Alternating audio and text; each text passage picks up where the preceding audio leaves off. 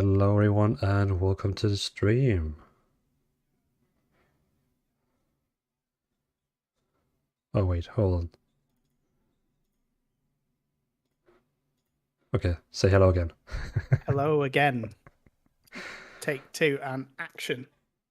There was no voice moving. Well, you just spoke, so it was jumping on the wrong voice output again. Okay. But all is very well now. So for everyone who's actually watching right now, we of course have me, Dvalin, then Blackout, he's gonna join us later, and we have Mike Place, who is here right now. Yay, I'm here now. Because I'm on holiday.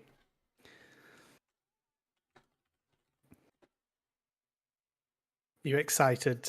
Are you ready for the amazing I just dropped your URL in my chat.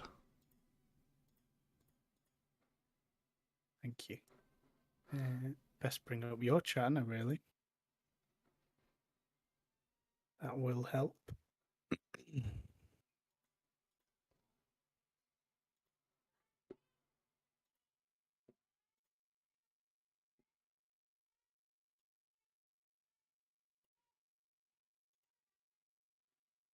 Oh, it's going to be good. The more time has passed, the more excited I get, if that makes sense. Yeah, definitely. Like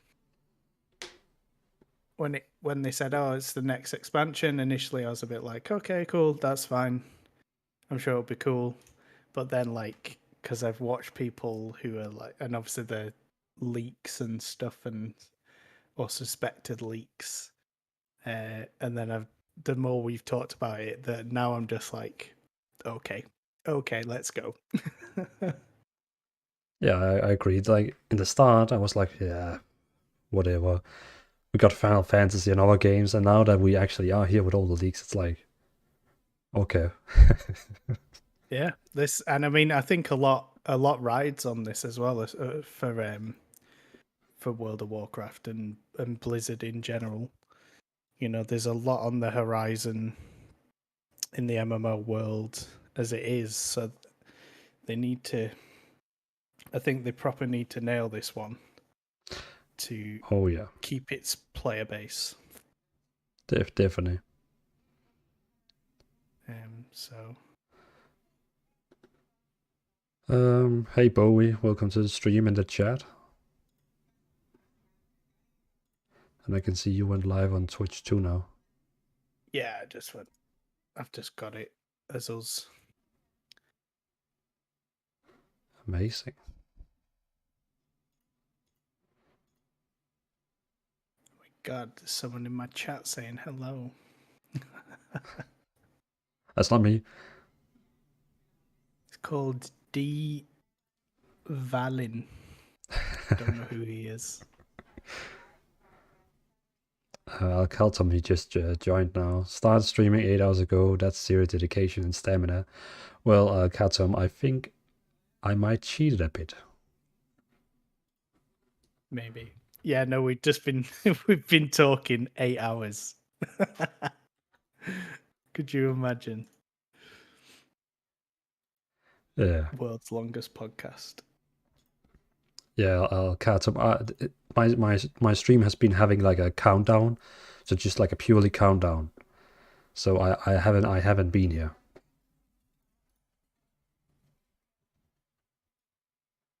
Yeah, you joined at pretty much the perfect time. Because we've only just started chatting about bits and bobs.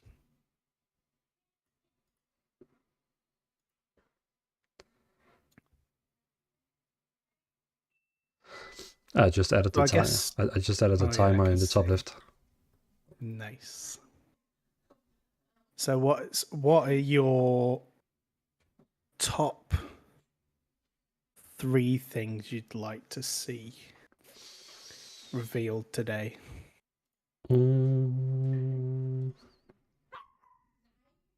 I guess we could do like a fun thing. Yeah, Hold we on. should do like a Yeah, I'm bringing it up on screen now. realistic ones and stupid, like crazy guesses.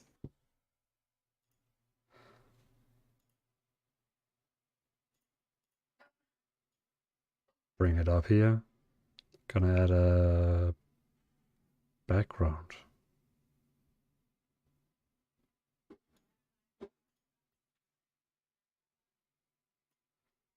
We've got Dvalin's list. Evo, what do you think about the Green Dragonflight healer class? If it's true, then I will be playing that class. That's 100%.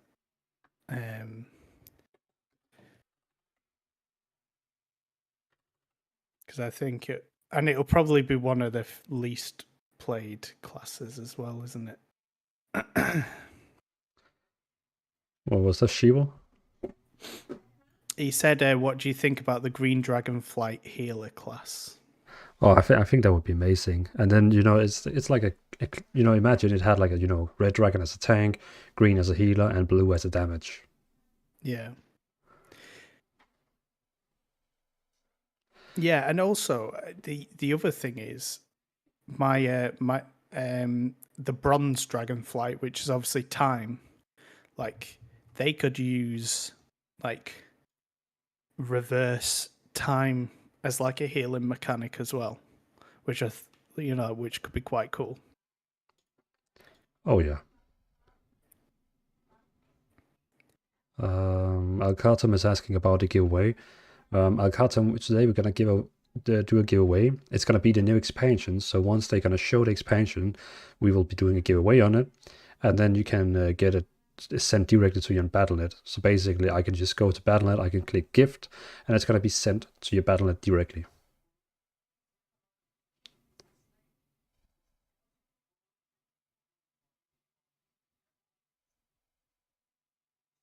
Yeah, there's a lot of interesting ways they can apply the dragon flights. And I think as a low point, they definitely have a lot of what's the word? Versatility. Like they have a lot of options they could do with each of the different coloured flights. So that'll be interesting to see how that goes.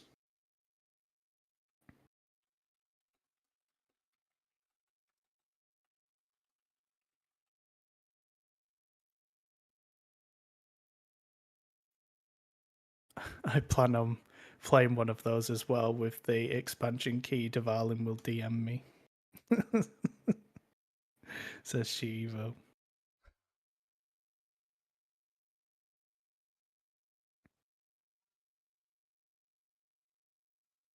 Always saying good point lore-wise. Red should be healer, being the life wardens and all.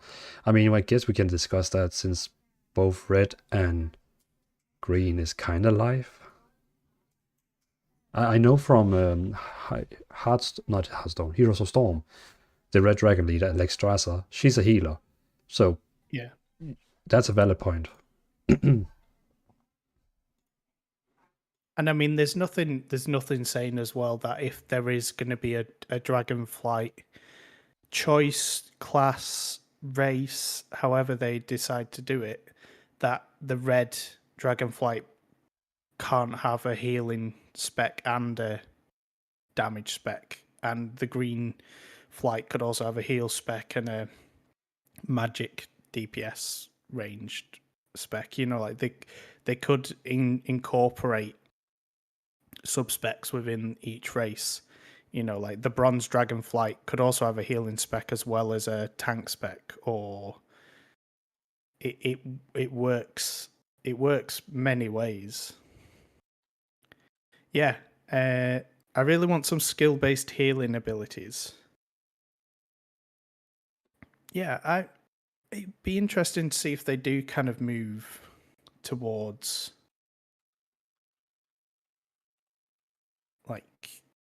targeted heals and stuff, maybe to make it more interesting. I don't think they will, but you never know.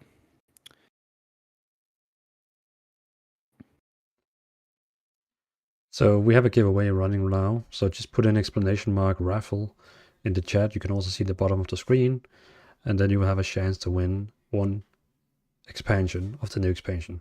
Well, one key for the new expansion. It's a very good prize. That.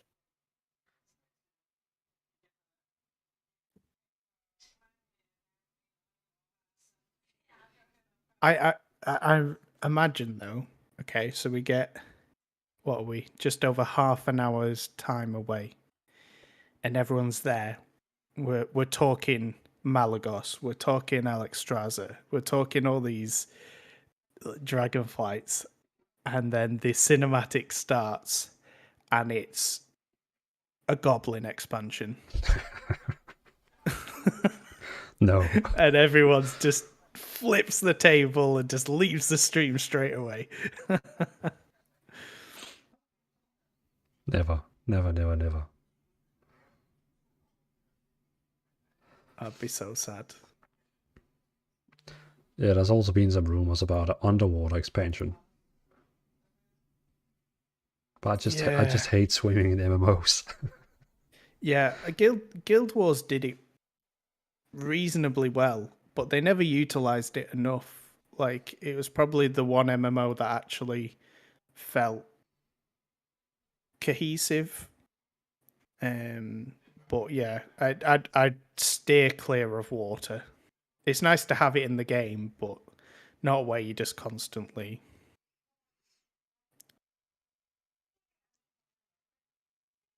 Yeah. A combat medic. Well, Bowie has a pretty good, like, you know, Green Dragonflight is supposed to watch over nature, and Emerald Dream, and Alexstrasza is the one who revived Bulvar before he became the Lich King. Yeah, it's true. Yeah. So you could see the Green Dragonflight being almost more magic range DPS. Yeah, some kind of like balanced druid.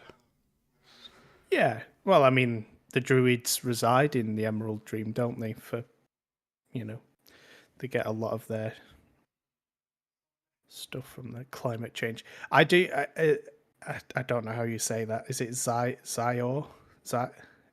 Hyzor? I have butchered your name. I am sorry. I do think we're going to see, if I'm being genuinely honest, I think we will see a restructure in some aspects of Azeroth. I think we'll see some map changes. Maybe not quite as big as Cataclysm with Deathwing, but I think we'll see certain, like maybe the Bronze Dragonflight pulls us into an alternate timeline, so things look different. So maybe the Alliance has the Barons all of a sudden, you know, like weird stuff like that.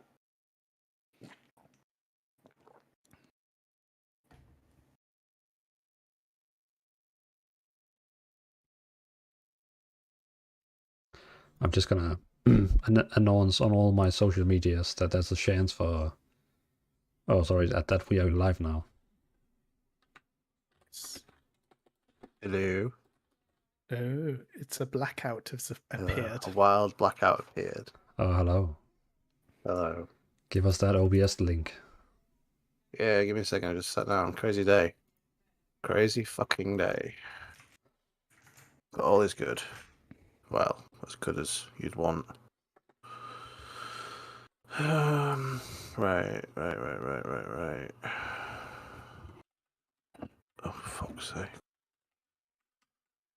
Knocking everything off. It's all going to shit. Less than half an hour to go. Are you streaming now, Mike? Did I see your notification? Yeah, it's just basically this stream. Right. As in, you're broadcasting all of us, or are you just like in a waiting screen? No, I'm broadcasting Dvalin's URL onto. Right. So if I sit here saying "fucking bugger," then it's not a problem. Oh, as far as I'm concerned, I'm not bothered. Link. Where is that link? Complete mix-up of races in Alliance and Horde in an alternative universe called Meta. That could be. I think we're definitely going to see the coming together of like the Alliance and Horde, aren't we? I feel like that's if they're doing like cross realm and cross faction stuff, it would make sense.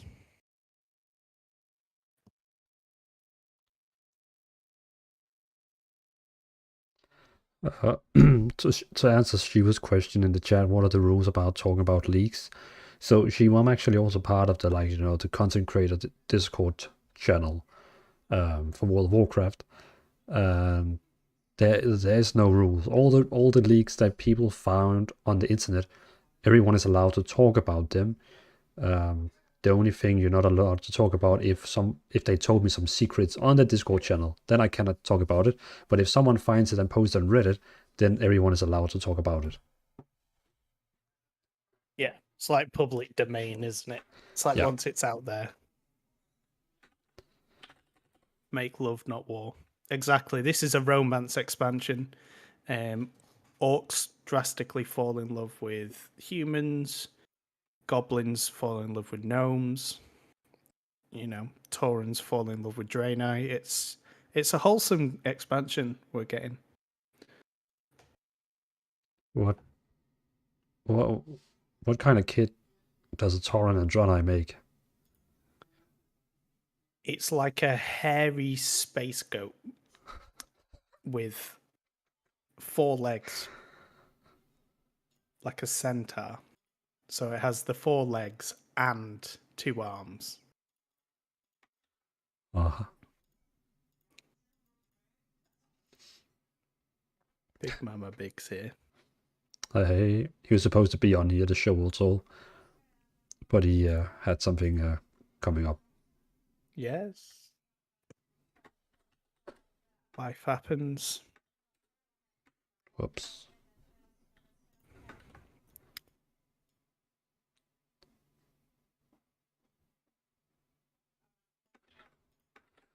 I'm almost done pasting. The live stream is on all single social media in the world.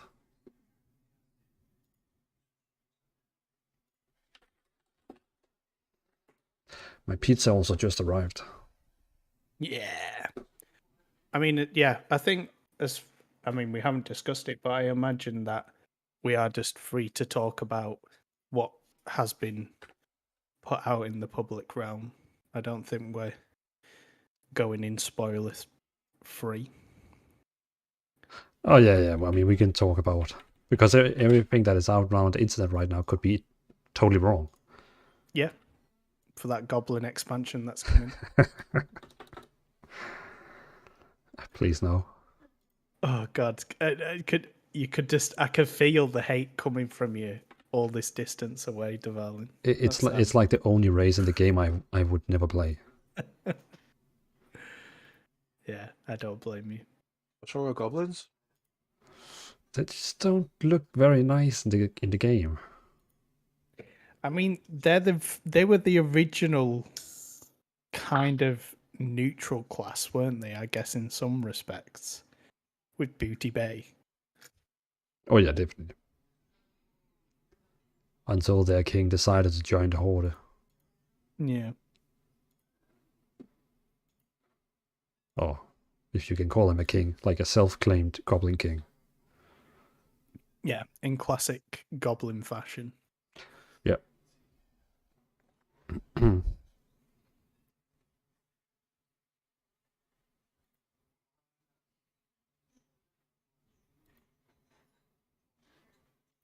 What I'm actually going to do is I'm actually going to stop streaming on my channel, and then just makes it a bit easier. Oh, so you're just gonna be over here? Yeah, just stick here. I can stream another day. It's fine. I mean, you can also then, if you want, like, write in the Directly, chat yeah. and people see your name. Yeah, I'll join in this chat.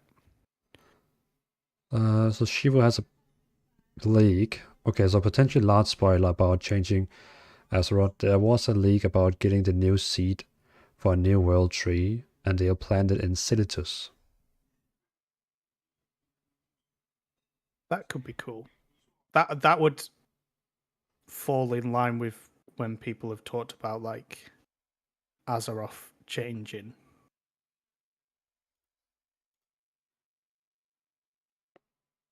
Yeah, I could see that happening. Yeah, because what's her face? Sylvanas with a crazy burning rampage.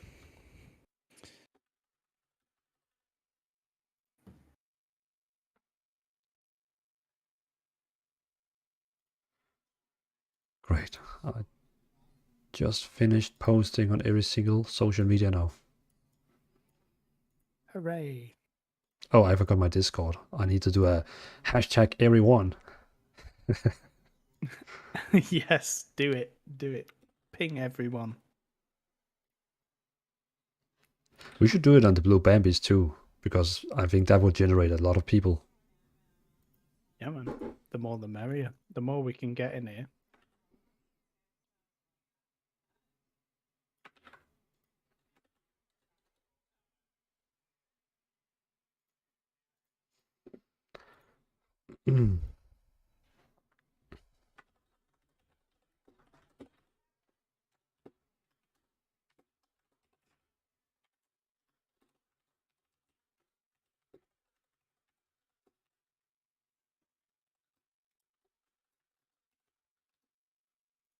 Anduin's going to be the first gay king of Azeroth. Could happen. It's 2022.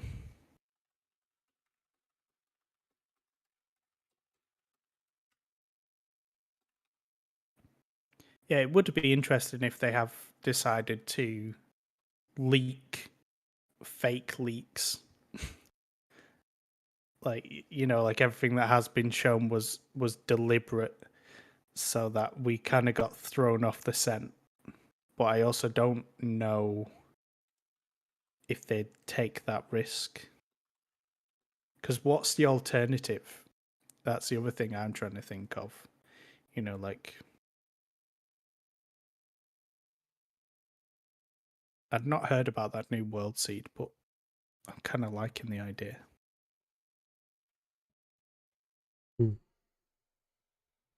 Yeah, I guess that tree has to come back because, you know, basically the Night Elves don't have like they don't have a capital. Yeah, and it's the anchor point, isn't it? It's the world tree, like.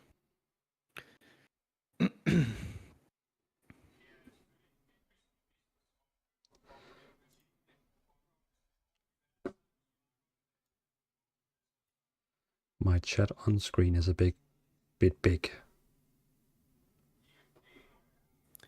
A bit big. Can someone write in the chat just for test? Anything?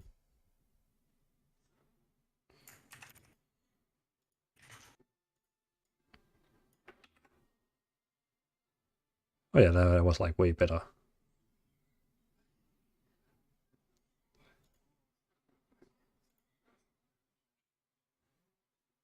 It would be nice to.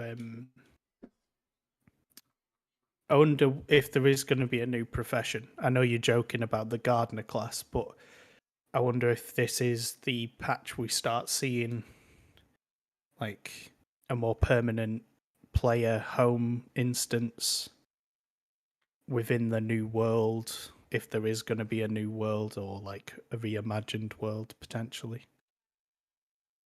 That could be quite cool.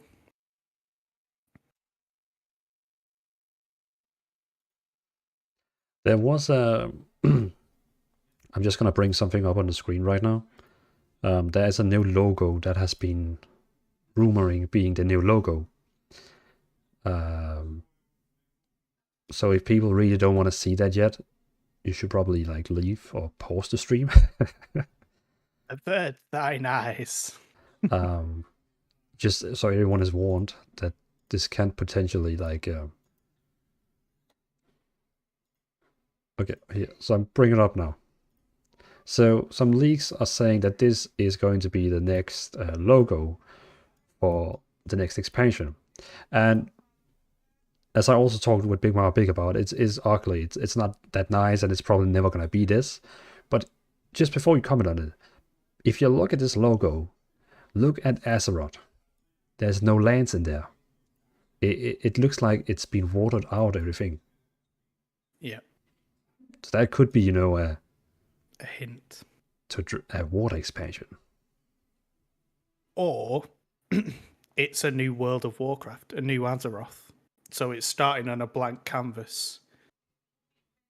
Like, I don't know fully about the lore, but if you imagine, let's just take that whole seed going around the Silithus and the sword and it growing that way. Imagine if, like, how the expansion starts is everyone is taken back to that point of origin by the Bronze Dragonflight or something like that. And then the world is like rebuilt out from there, and that's why there's it's all blue, because there's nothing there quite there yet. Maybe it could also be fake, and that's the other thing. That's the joy of all this, isn't it? It's like Yeah, definitely. Okay, so they're going live in 7 minutes. I'm just gonna eat my food very quick, so you have to entertain the chat while I'm gone. easy. Blackout's here. I'm here. Yep. My face isn't here, but I'm here in voice. In ghostly Oh, spirits. you already sent the link. Yeah, like an hour ago, man. Oh, why didn't you say I'm it? not gonna say nothing. Delay You test. guys was on a roll, talking about how much you wanted goblins and stuff. Oh, you're on the screen now. Dvalin did say if it's not goblins only expansion, he is gonna quit WoW forever. You heard it here first, chat. Seems legit. Oh, how long is this like reveal likely to be? Is this gonna be like a really long thing, or do you reckon it's gonna be like a 30-second piece of shit? An hour. Yeah. An hour. Oh, that's good. Max 2. I reckon it. Yeah, I reckon it'll go. Hi everyone. Blah de blah. Jailer did a thing, and then did someone say expansion time? And everyone goes, it's hype. And then they show the first trailer, and then everyone's like, wow. And then you talk about the trailer for a bit, and then they'll go into a few of the mechanics and XYZ, and then they'll announce classic Wrath of the Lich King.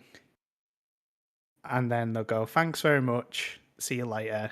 And they'll go, oh, and one more thing. And then it'll cut black screen, and a goblin will appear, and then the real expansion starts. And it comes out today. Well, they better not do any jailer did this malarkey, because I ain't got that far in the campaign yet, so I don't want no spoilers. Bastards. Player housing.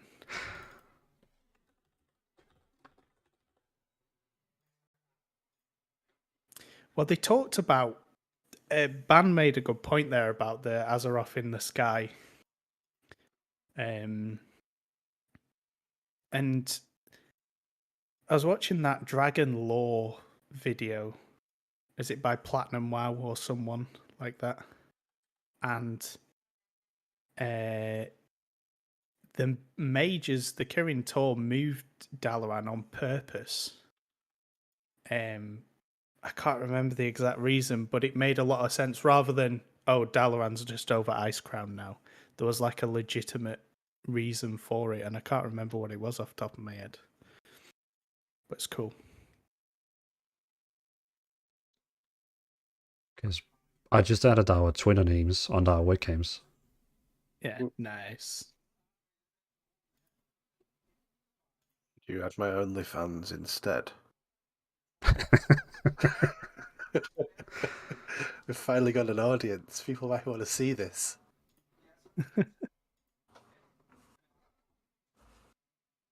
Only $9.95 a month.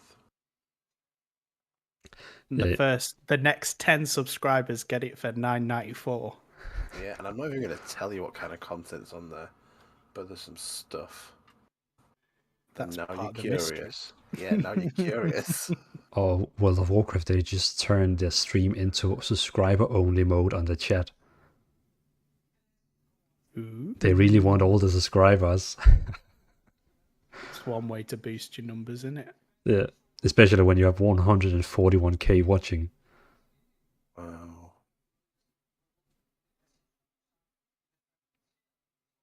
Sisa is saying, or a complete new faction that push the alliance and Horde together.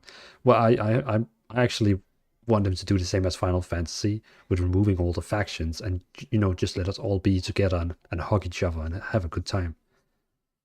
Yeah.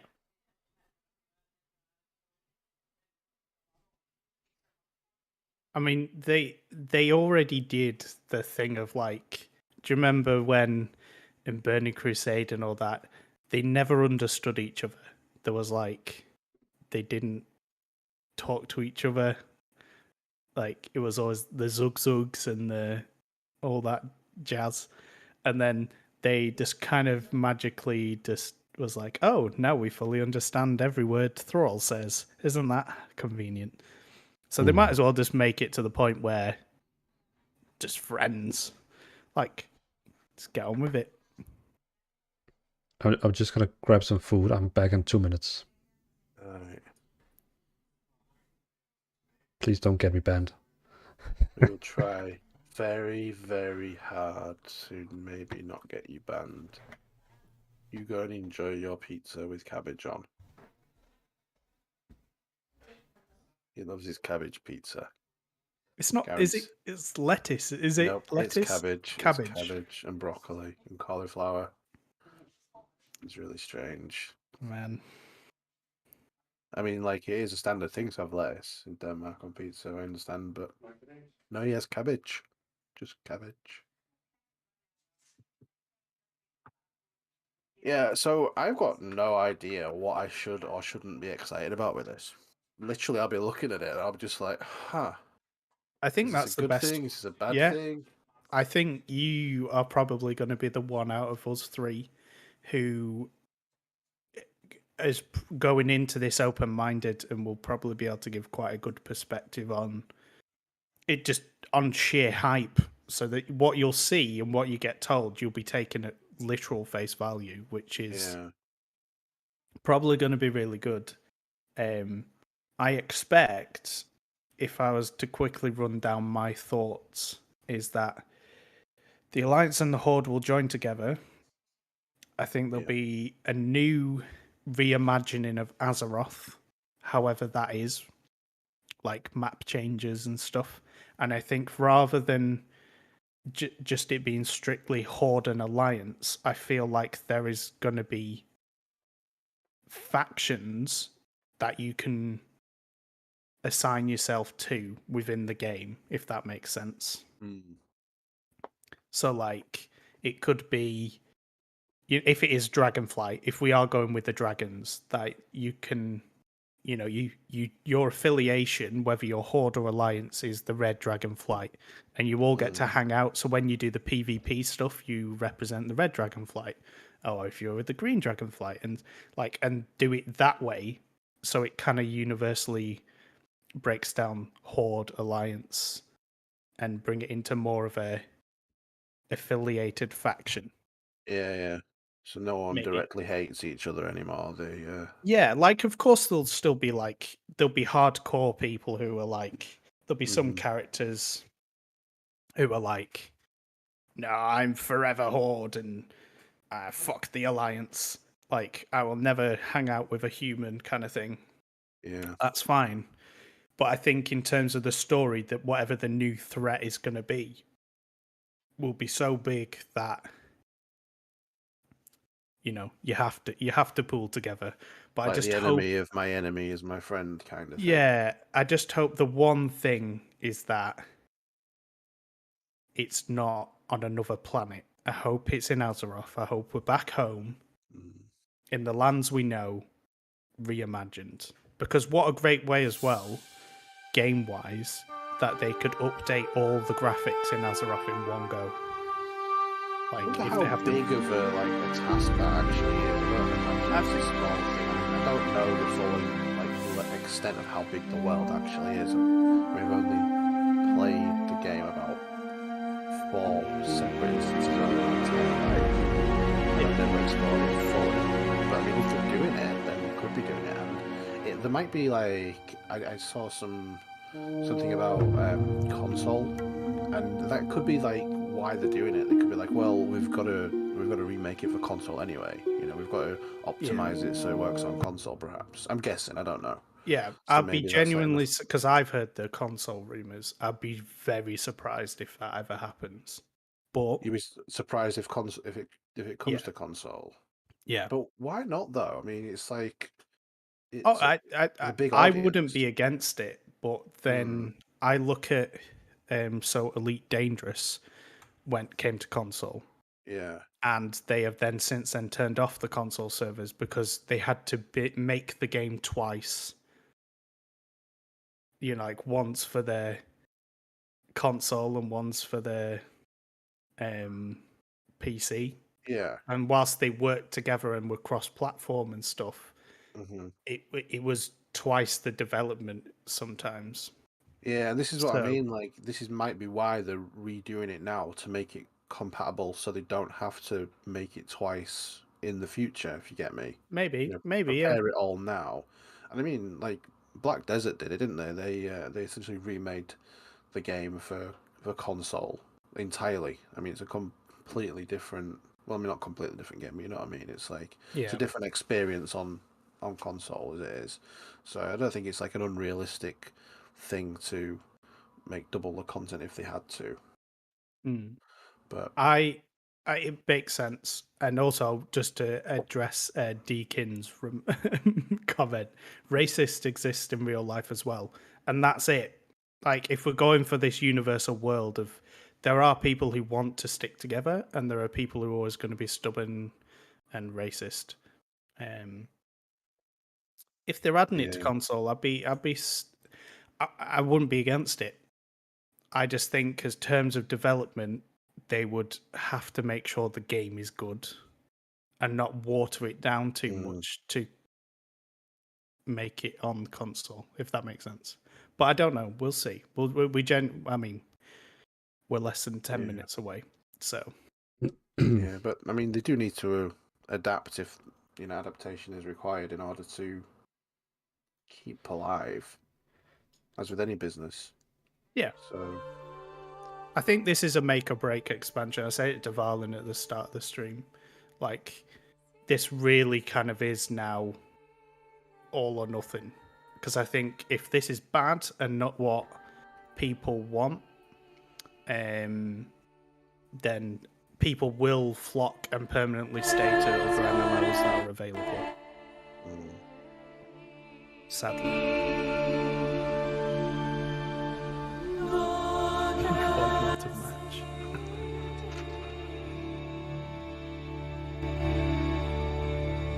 well, I hope there is something that actually excites me in this, because not knowing what I should get excited about, if there is something that does, then that's kind of a really good thing. You know, that somebody that's from the outside gets excited about something, then that's something significant, I think. Yeah, I think you're a very like I said, you're a good neutral point for this reveal, because if you're hyped and you see things you want to see, then that probably means there are going to be a lot of other people who maybe don't play WoW or are kind of just chilling with WoW. Yeah.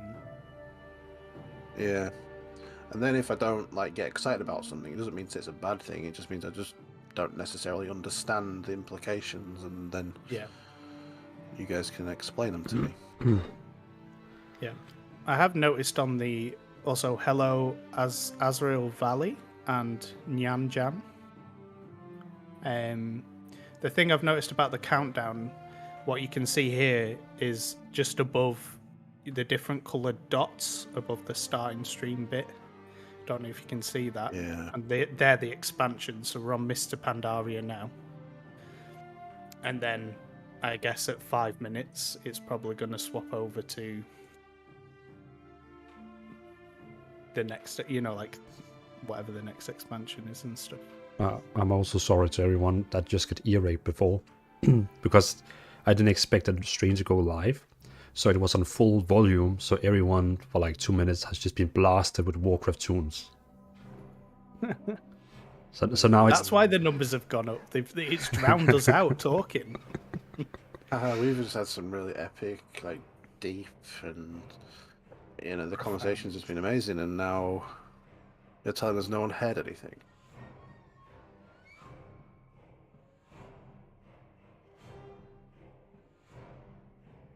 I'm very excited.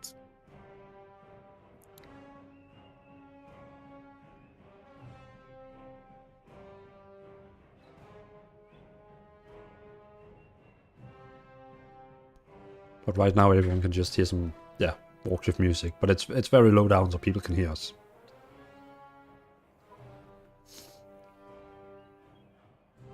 I think something similar to a Legion artifact would be cool. I don't think having it as a weapon or a chest plate or anything would... I like the idea of bringing tier sets back, like, you know, like tier raid gear. What do you mean a Legion artifact? You have to explain that to me. So in Legion, you got a legendary piece of equipment that you poured artifact power into. So whenever you completed quests or did X, Y, Z, it gave you artifact power, which you could then transfer into this item that would level it up, essentially. Made it more powerful, and you got to pick perks and random other bits. Right. So it's the idea of, like, having a thing, so like a weapon, that you could keep empowering to get better and better. Is that a mozzarella stick, Dvalin? Yeah. Yeah, nice. And fries. I'm well prepared. I got fries, mozzarella sticks, durum. You got pizza? Well, it's it's one of those where it's like a pizza, but it's like in a roll. Pizza wrap. Like a calzone? Well, no, it's more like a wrap, like a Mexican wrap, but just with a meat and salad. My food substance is rum and coke. I have nothing. Because if it is an underwater expansion, I'm drinking Kraken Dark Rum, which would be pretty cool. I like Kraken. It's Yeah. not my favourite rum, but it's nice. It's a good one. I got it for my birthday from a that's friend. nice. So anyone who brings me rum is a friend. You want to try a rum called Diplomatico? That's a really nice brand of rum. Opening up. Sounds good. You all got drinks? It's starting in 1 minute. 1 minute. Here we go. Got my Pepsi More Max mission line. tables. God no. I don't want any of that stuff. No, I kind of feel Only- like that gameplay is a mobile game-ish. Yeah, the only thing I want it in is that if it brought, if we did get player housing or player instance, where you could send people away to go gather materials to make things for your house. Yeah. So in 30 seconds when it starts, I'm gonna put up the volume for the game. It's gonna be the same screen as we have right now, because else it would just dominate us totally. Yeah, that's fine. So it's gonna be the same screen as people are looking at right now, but I'm gonna put up the volume so it will match us, but people will still be able to hear like comments from us, or like if Blackout is like, wow. Wow, that's amazing. Yeah, I'm probably going to keep quiet for the duration, but we'll see. It's going on. Go. Oh my god, starting with a cinematic.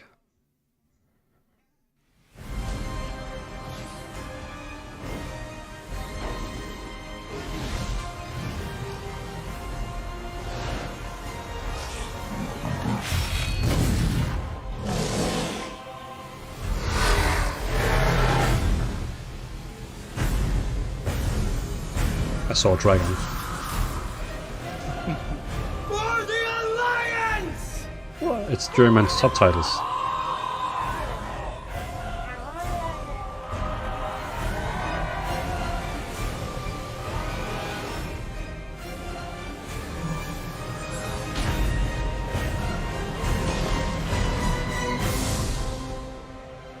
For Azeroth!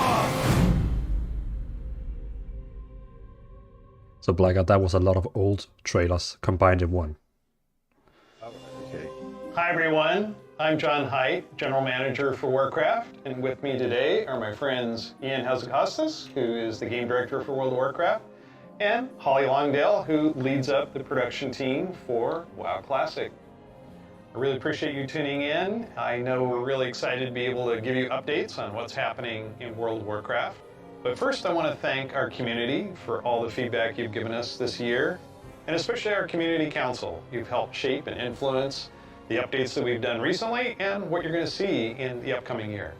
I mean, really, for Shadowlands in particular, the story of the last 9 months or so of this expansion is all about the community, and it's shaped by what we've been hearing from them, and us realizing as a team that we just collectively needed to do a better job of making sure the community felt heard, and so that led us to the changes we made in 9.15, but also really re-examining some of the assumptions and foundations of World of Warcraft about things like character investment and mains versus alts, or how catch-up should work, or the appropriate role of friction in our systems.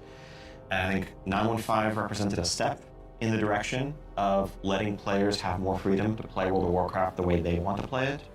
And we really built our Eternity's End content update from the ground up around those principles. What are some of the things that the community said that influenced your decisions for Eternity's End? Things like the method and pacing of acquisition of the Covenant Legendary item, tons of tuning, and I think every step of the way, we were listening to make sure that we were carrying forward those lessons learned in the course of 9.15 into Eternity's End and beyond.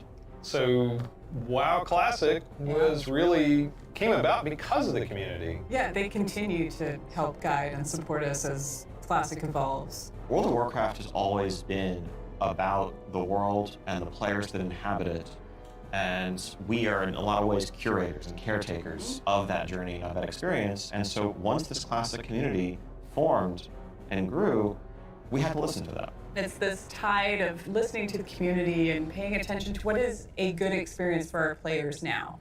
And where we really saw a sea change in this idea is with our Season of Mastery round, which is a Season of Fresh Start Classic. And initially we were talking about it like it was going to be like a fresh start. Let's try this experiment in a season. It'll be about a year long. And then when the community found out about it, we started seeing this upswell. Yeah, the team just took that idea and ran with it. Yes. And turned, what started out as a small community project into this Soul of Iron system that became a centerpiece of Season of Mastery, and a whole new opt-in hardcore mode that we've seen communities built around.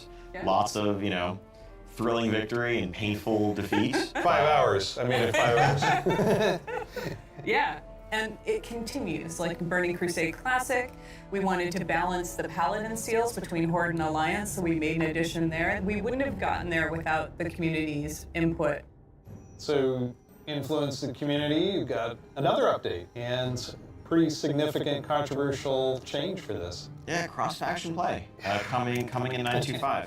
Which is on our public test ROM now as a big centerpiece. Cross-faction. You're breaking with a 17-year tradition. Yeah, it was not an easily made decision by any means, and I think this is another one of those areas where really we try to take to heart community feedback and requests and ask ourselves as a team whether there's a way to accommodate such an earnestly held desire and still feel like we're being true to the roots of the game.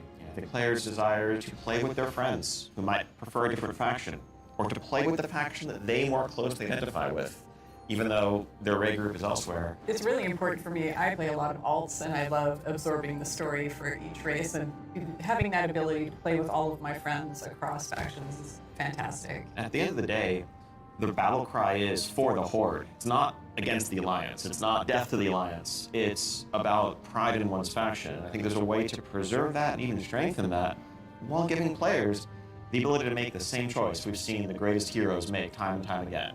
I can't wait to do this. I'm seeing a lot of my friends that I never knew had a max level character in the other faction suddenly come out of the woodwork. And then, with these cross-faction groups, many of them are going to be diving into something new that we're doing to kind of cap off Shadowlands, a Season 4. Kind of a remix, a bit of a greatest hits, revisiting all of our raid zones across the expansion, bringing in some familiar older favorites into the Mythic Plus rotation. And we recognize this is kind of a closing chapter, a little bit of a send-off to Shadowlands. As everyone gets ready for what happens next, what will come next, want to give a fun new challenge for everyone to sink their teeth into. Really cool stuff for modern WoW players. I'm super excited about the gear upgrades that you're going to give me What's and the chance next? to go back and Tell play us. some of those awesome raids. There's a lot to explore. Very exciting. For our next adventure in World of Warcraft, we're going to go back to Azeroth. We're going to a space with high Yay. fantasy. I mean, our fans of Azeroth for a long time. This has been kind of the foundation of much of the lore of WoW. So without further ado, let's watch the cinematic. Finally. Let's go.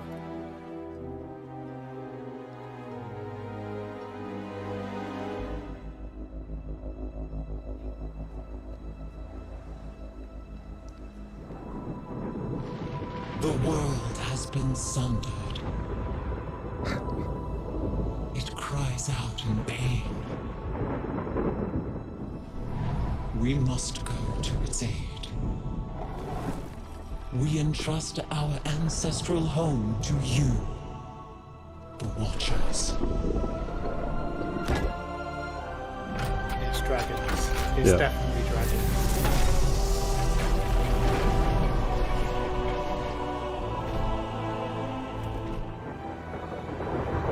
Let the land slumber, hidden even from our own eyes.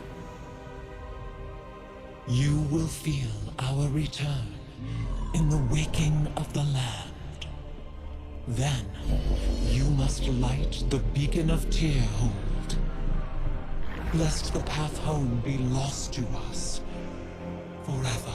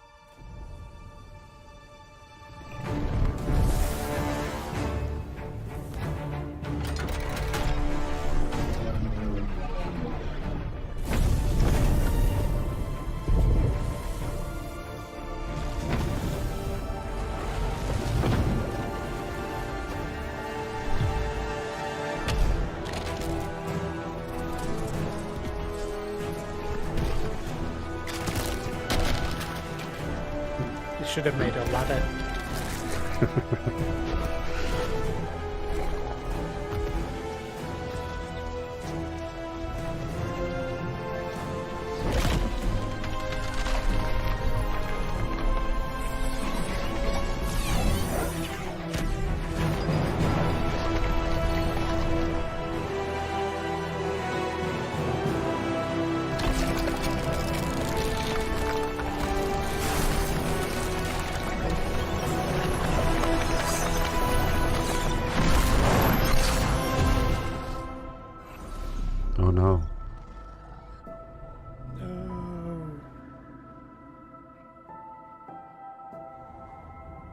He was like the last of them, weren't he?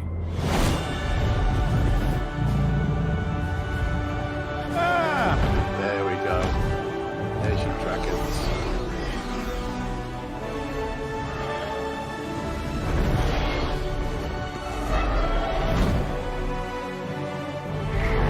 How to Train Your Dragon.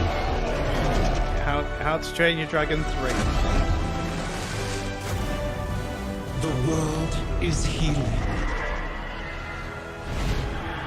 But her fate is yet uncertain.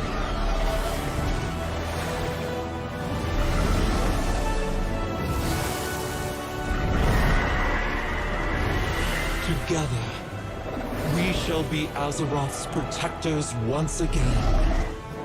Here, the new age of dragons shall begin.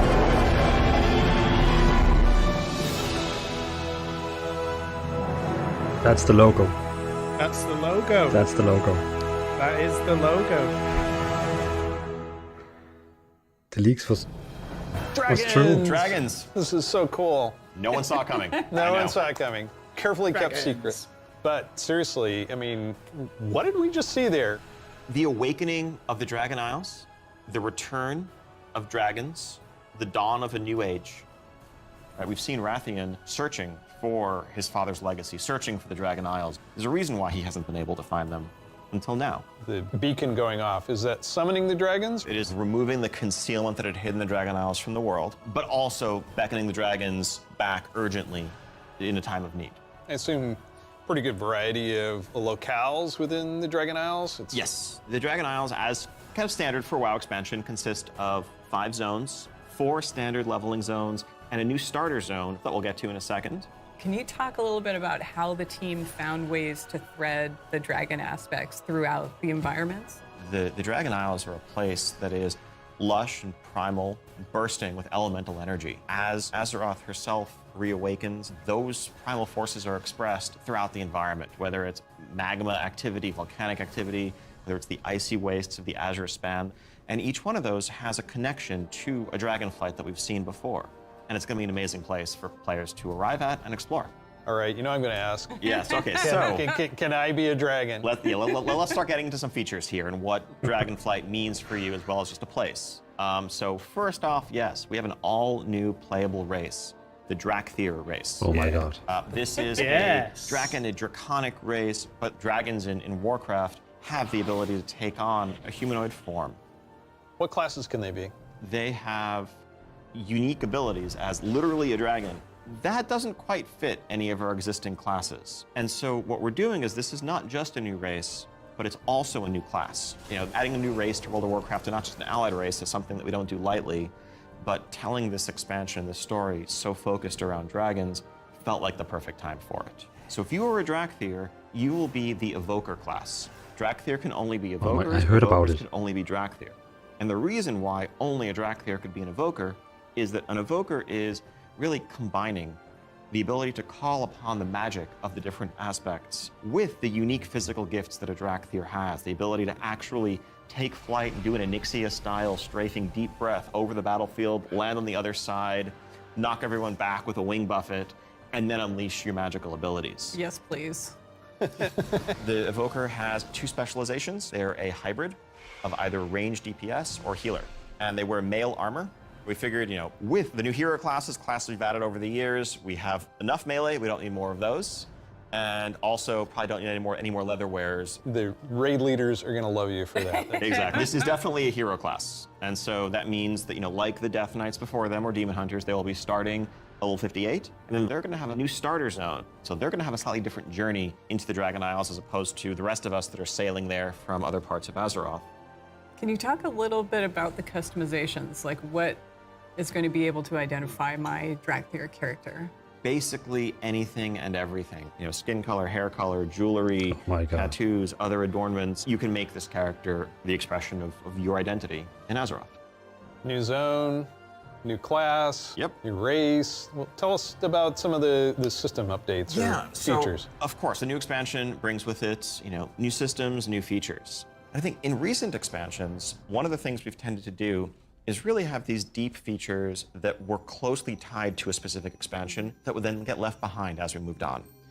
And we've heard loud and clear from players that, it's kind of a bummer to start off every new expansion by leaving a large part of your character behind, by leaving a large part of your progression behind. So this time around, what we're doing is really pouring all of our energy into permanent revamps, overhauls, and improvements to World of Warcraft's core systems. Things like our progression systems, in this case, our talent system is something that we want to completely revamp. We want to take a look at our UI. We want to take a look at professions. So with the talent revamp and the arrival of Classic, did you learn anything about how our talents work? I think seeing a new generation of players play with those talents and work through those talent trees really underscored some of the things that, frankly, we lost when we shifted to the Mists of Pandaria style talents and beyond. A big piece of that was some of just the granularity, the feeling of getting a level and spending a point to customize your character to make yourself a bit better in some specific way. But also, that sense of hybridity that you could have.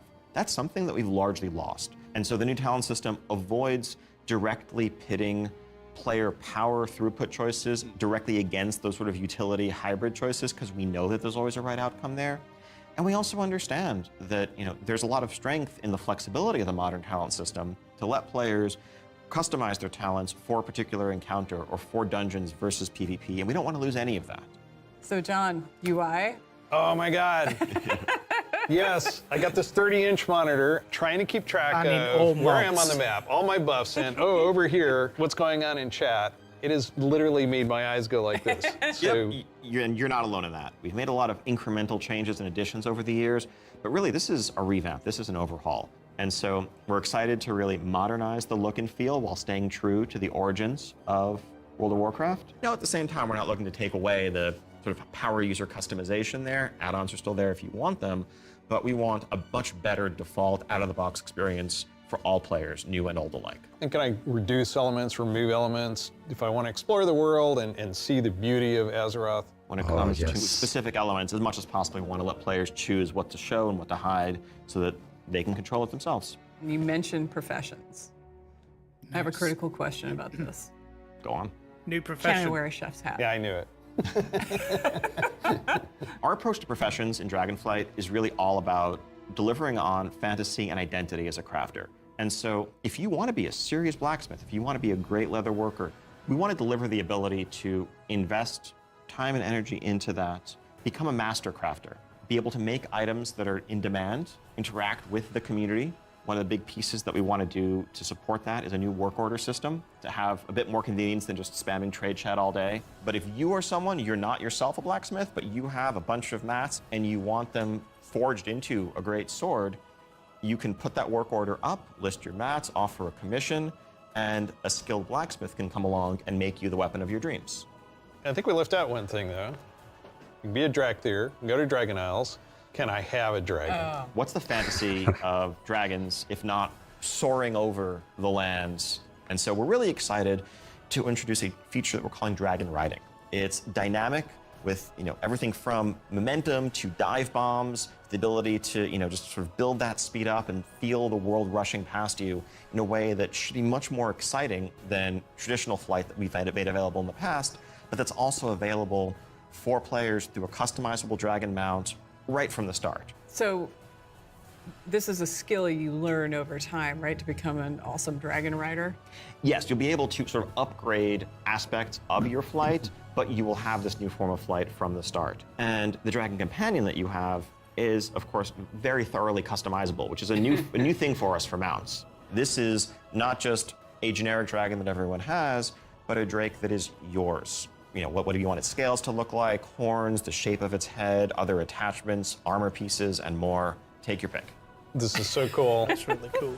So the Dragonflight expansion is going to see players leveling to 70, going to the all-new continent of the Dragon Isles, which consists of 5 zones, 4 standard leveling zones, and a new starter zone for our Drakthir class, as well as a range of systems revamps, such as a new talent system, overhaul and update to our UI, and an entirely fresh look at professions with more depth than ever before. Also getting around the Dragon Isles is going to come in the form of dragon riding, which lets you customize and upgrade your own mount so that you can fly in a sense from the start. And of course, as with any new expansion, we have a new set of dungeons, a raid, and much more to come. We also have an alpha that will be starting up in the future. Check out our website for more information, and keep an eye out for those opt-in signups if you want to help us test out Dragonflight and give us even more feedback to make it better. We do have a deep dive that follows this, so please stay around. Classic players, we haven't forgotten about you. You could probably guess where we're gonna go next. One of the all-time favorite expansions for World of Warcraft. Let's watch the cinematic.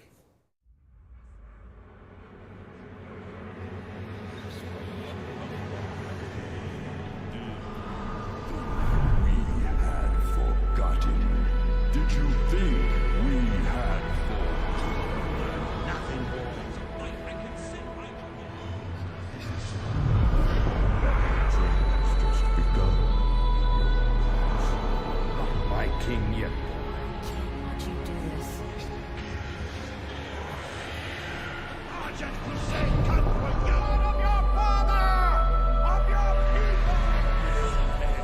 For all the lives you've stolen. My son, the day you were born, the very forests of Lordaeron whispered the name Arthas.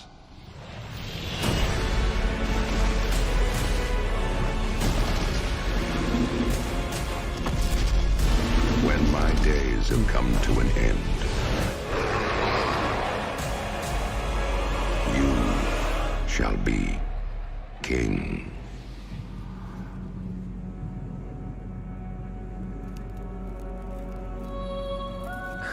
It was almost looking like a third number. It was. It's just incredible, isn't it? Every time I see the cinematic, I get chills. No pun intended, I get chills. As you saw, Wrath of the Lich King Classic is coming this year. It brings back so many memories. When you see that cinematic, what do you remember from Wrath of the Lich King? Anytime you want to talk about undead frozen dragons, how can you not go back to Sindragosa as the source? That was the first expansion I played with my youngest son.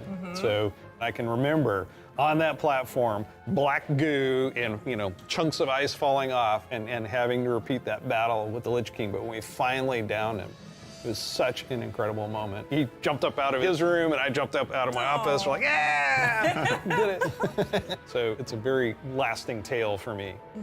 So as you know, with this expansion, you will, in pre-patch, be able to play the Death Knight. They will start at level 55. You don't have to have a high-level character to make a Death Knight, so everyone will be able to make one. We're excited to give players some time before Wrath officially launches to get geared up and ready to jump into Northrend with everybody else. And there are so many zones and areas to explore in Northrend, and I want us to talk about some of our favorites. So for me, Grizzly Hills has a very special place in my heart. The music was some of the best I've experienced in World of Warcraft.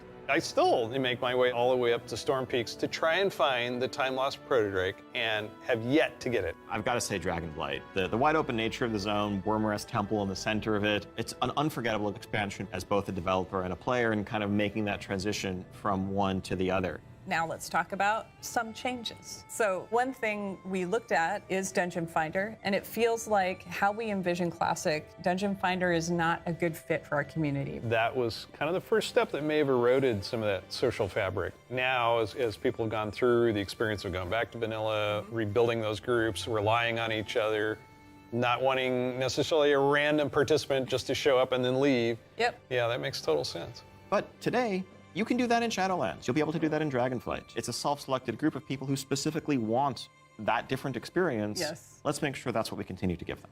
That leads right into arena teams in Burning Crusade Classic. So we listen to the community and we remove that because individual rating is preferable and a better experience for them than arena teams. Also, with Wrath of the Lich King, Barbershop, which allows you to customize your character. We're going to be adding a few more options that were not existing when Wrath launched, but also there's another side of this where we are not going to charge a real money fee. It was a paid character customization fee, right? Yeah. it seems the right thing to do that just be available in game for gold, and we add more options to it, right? It's sort of like spell batching in a sense. There's a lot of technical advancements, and it's not about the philosophy of what makes classic classic and what brings people together. It's just what's the better experience, and let's not artificially restrict something that we can provide a better version of just for the sake of nostalgia. And we're happy to say this is one of those cases. So, Wrath, the level cap's being increased to level 80, so we'll be introducing a level 70 boost so that players who want to get in with their friends or just explore Northrend right away will be able to do that. You can't apply it to a Death Knight, but you will be able to use it otherwise. And of course, we have Inscription, a whole new profession, so we're really excited about that. Yeah, and as we continue this road to Wrath, we're going to be looking to getting a lot more feedback on beta, and we'll make changes as we need to. Such an exciting time to be playing World of Warcraft. We have the return of the Wrath of the Lich King for classic fans, and taking us somewhere new with Dragonflight. We're so excited to be able to bring these adventures to you. Don't forget, there's a deep dive on Dragonflight where you're going to get a lot more information. Thank you so much for spending this time with us, and we'll see you in Azeroth. And we'll see you in Northrend. And in the Dragon Isles. And in Booty Bay. Hi there, welcome to the Dragonflight Deep Dive. I'm Steve Denuser. And I'm Taryn Gregory. Starting it off here, we're going to talk about the setting and the story of Dragonflight. We've got this great expansion, exciting pre-render trailer that everyone just watched. So let's talk about the setting for Dragonflight, the Dragon Isles. Dragon Isles have been known for a long time in Warcraft history as a mysterious place where the dragons came from long ago, but we never knew much more than that. We're going to this place that is kind of the broodlands of all the Dragonflights, the place where they nested, where they built their civilization. The Dragon Isles was the center of the Dragon's kingdom when the world was young and the mortal races were just starting to form kingdoms of their own. But when the Legion invaded for that War of the Ancients, that sundering that resulted from the explosion of the Well of Eternity, broke the world. Literal sundering of the continents of Azeroth. And because of the breaking of the world, that magic kind of drained away and the land went dormant. So they had to leave the Dragon Isles behind. And as we saw in the pre-render, they left behind some Titan Watchers to look over the land. And when someday they hoped that elemental energy would resurge once again and draw the dragons home, reestablish their kingdom. And that's when the message goes out to the flights and they feel it in their bones. Now it's the time for the sky to light up with the colors of the aspects once again, and for Alex Straza and the others to come home. But the land has changed a lot in all these thousands of years they've been away, and some very old threats have awakened as well. We're looking into the culture of dragons as they exist in Warcraft. Dragons as we know them today were very different in the early past, the early history of Azeroth. They were much more primitive, much more savage, what we now know as proto-dragons. And then some of the dragons were empowered to become the aspects. The green flight, red flight, blue flight, bronze flight, black flight, each with unique powers, each with the ability to protect the world in different ways. These pillars of draconic power appointed to defend Azeroth from threats within and without. Dragons used that power both for good, in the case of most of the aspects, but also for nefarious reasons in the case of the Black Dragonflight led by Neltharion, who would become Deathwing. And what we will find in Dragonflight is that some of these ancient divisions run deep. And so it begs the question, where do we go from here? If this is an opportunity to reclaim their legacy, to be the protectors, as the cinematic mentioned, that they once were. To do that, they're going to need the help of our heroes, our players, to come to the Dragon Isles with them and face some of these reawakening challenges, because it's not just that this land is peacefully waiting for the dragons to return and reclaim it. There's those old enemies that have awakened as well. Yeah. One of those being a race of kind of elemental half-giants, the Jarradin. The Dragon Isles isn't just populated by dragons or just by the Jarradin. There's also many other occupants here in the Dragon Isles that have been here either just recently or for a while, including a fan favorite coming back, the Tuskar. That's going to be awesome. We've got other cultures there as well in the Dragon Isles. We're going to find out about a civilization of centaurs that predates the ones that arose on Kalimdor much later. And some of our favorite characters that we've seen over the last few expansions, such as Rathian. And whether he's ready to step up into a leadership role, or if there are other alternatives out there that would be better suited to the job of being the aspect of the Black Dragonflight. I think one thing the players are going to be really excited about this expansion is the new playable race, the Drakthir. That's right. And this is something that Neltharion, before he was Deathwing, before he went full crazy world dragon, that he put into motion. Neltharion saw those primalists that were kind of breaking away from the aspects and what they wanted. And so in those first experiments, he took the essence of dragons, their strength, their nobility, their wisdom, and he combined it with that scrappiness, that adaptability that the mortal races had. And he wanted to use that to create the ideal soldier in his mind, the Drakthir. Exploration is really one of the key themes of this expansion. We're going to be going to this ancient place that the dragons left behind long ago. So we've made these huge zones with all kinds of places to delve into and find little treasures and little secrets tucked away. It's gonna be a lot of fun for players to be exploring these landscapes. And there's so much architectural history and how clearly aspirational was the kingdom of the dragons and how it lost so much. And the themes of trying to return to that, to try to find your legacy, to try to figure out who you were before everything went awry. But there's questions, thematic questions of what does it mean to be true to your legacy? Are we going to repeat the mistakes of the past? The dragons have had to learn those lessons just like the mortal kingdoms have had to. And I think that's one of the reasons why the dragons see this now as the time that they have to return and they have to step up once again as protectors of Azeroth. We're helping the dragons because the dragons have helped us in the past too. So by using the Explorers League and the Reliquary together, that allows us to delve into some of that history. And when I look upon the Dragon Isles and all of its visual splendor, I get so excited for the prospect of a truly Azerothian adventure alongside Kalecgos, along with Rathian, Ebonhorn, with Ysera's daughter Marithra, as each one of them is trying to find their own flights. I am taken by the exploration and the potential for adventure and just new horizons within this world. There's going to be old stories from that time past, that history that only the dragons knew for the longest time. We're going to be able to explore that. It really feels like just a breath of fresh air. So now we're going to turn things over to some of our colleagues who will take you on that deep dive into the locations and the features of Dragonflight. Hello, I'm Stephanie. I'm Josh. I'm Jackie. And I'm Gary. And we're part of the teams that are building the first two zones that you'll encounter in the Dragon Isles, the Waking Shore and the Yunnaran Plains. The very first zone in Dragonflight you're going to come to is the Waking Shores. It's wild, untamed land. It's waking up around you too, and the elements are just going crazy.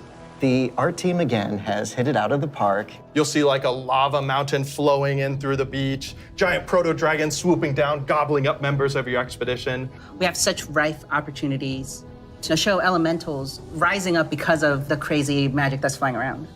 The one of the things I love is just how you get to the Dragon Isles, right? So you're gonna get on your boat in Stormwind or Orgrimmar, and the first thing you do is sail between like the dragon ruin architectures.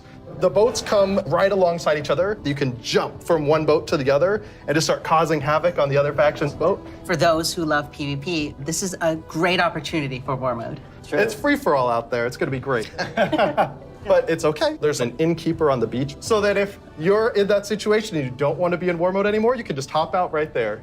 The Reliquary and the Explorers League are working together. The Horde and Alliance are sending an expedition together. It's not the military, it's not the soldiers. This is the scientists, the settlers, exploring this new land. So it's a lot more optimistic tone. One of my favorite things about the Waking Shores is the Red Dragonflight, led by Queen Alexstrasza, the Lifebinder. They have the mandate of nurturing and protecting all life, which means Horde and Alliance, Gorloks, trolls, everybody. So they take that duty seriously. When the Horde and the Alliance come to the Waking Shores, they want to be there to help guide the people through the new land and welcome them. But they're not the only one in the Waking Shores. We have the ancestral home of the Black Dragonflight there too, which has fallen on tough times since Deathwing's descent. And so Rathian's coming over to the Isles with us, and he's gonna try and come to terms with the state of the Dragonflight, which is a few loyal Draconids and Dragon Spawn trying to hold their ground. What can the future of the Dragonflight be if it's just Rathian? Because it's not just the dragons that are coming back to the Dragon Isles, but also their longtime rival, the Jarden. I love the Jarden so much. They're half giants that wield the power of magma. And when the Waking Shores and the Dragon Isles went to slumber, they also slumbered. They're back now, and they are ready to raise chaos. Yeah, they're massive. They're riding giant lava mammoths, parading around, just stomping on your face. And they were the enemies of the Dragonflight for so long. They fought against the Red Dragonflight, hunted dragons down, and they're really taking this opportunity to rise up. As the Red Dragonflight have the mandate of nurturing life, they don't want to just stomp out the Jarden completely, but they want to make sure that they don't have the power to affect those around them negatively, to make sure they don't go on a rampage and destroy the ecosystem that has been created here. And so those are awesome things in the Waking Shore, but Steph, there really is only one right answer for the best thing in Waking Shores, right? What? This is true. Ducks. We finally have those webbed feet hooligans in our game. We cracked the technology. They We've got them figure in. it out. They Yep. can fly. You should be proud. Thank you. It's gonna be awesome. The Onaran Plains come right after the Waking Shores. It's so breathtaking at first glance. The Onaran Plains are big, wide open plains. And the player is going to be constricted a little bit, and then you see this big contrast of a zone. We don't always get that opportunity, that cinematic moment where the player can have a framed view when they see this area. Come out and you got that postcard shot love of that. the plains. And then you see this giant fire proto-dragon breathing fire and a herd of centaur like harpoon down the proto-dragon and crash into the ground. And the first thing you get to do is go help them kill the proto-dragon. Like, how cool is that? Who is Onara? Onara is the wild god of the wind. And she's appeared before as like this big spirit eagle. She's the one who guided the centaur to the Dragon Isles many, many years ago. She blessed them, took their caravan across, and then showed them the plains.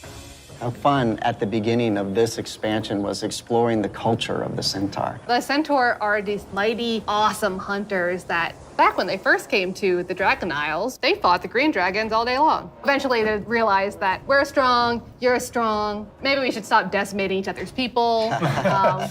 We'll make peace, we'll make an agreement. You guys hang out in the groves, and the centaur will hang out in the plains. But now, the dragons have been gone for 10,000 years. And the centaur have come so far since then. And they've been here, and they've been existing and developing their culture. They all came over as one clan led by the mighty Maruk and Tira, and they founded a new life here. So if you want to get across, you have to follow their rules and their traditions. You have to earn their trust. You are the first outsiders to come in generations upon generations. The centaur might rule the open plains, but the green dragons make their home in the groves. And those groves are absolutely gorgeous. And how great a job it is that we have where I can take all of this beautiful artwork and build these beautiful fantasy groves, high fantasy. We want to do lots of things with an open plain, and we want to be creative with that. But we're restraining ourselves by letting the zone sing, letting the horizon tell the story. We certainly couldn't have done that in the vanilla WoW. No, definitely not. The zones are so big and you can see so far, especially in Onaran Plains. So we talked to the engineers and we actually increased that distance. It spurs you on to want to adventure and look through the zone and explore everything. The interesting thing for me is we have all these conflicts with the dragonflights. There's missing dragons, there's battles, there's so much crazy stuff happening, but that's not really all we're doing. There's so much extra fun activities for people to do.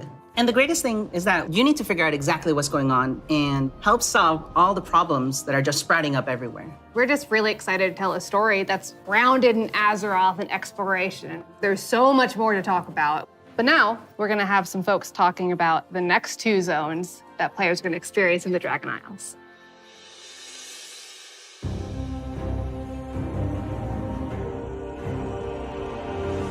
Hello everyone, my name is Kate. I'm Christy. I'm Kate. I'm Sean. We're going to talk today about Valdrassus and the Azure Span. So Azure Span is going to be the third zone that players adventure through, and it's one of our biggest zones that we've done in the Dragonflight, maybe even to date. We knew it was going to be like the largest visual elevation change, and it really started with this great concept art. When we first were taking a look at the design, we kept coming back to one of our favorite Wrath zones, which was Grizzly Hills. And we really wanted to take that, but wowify it more.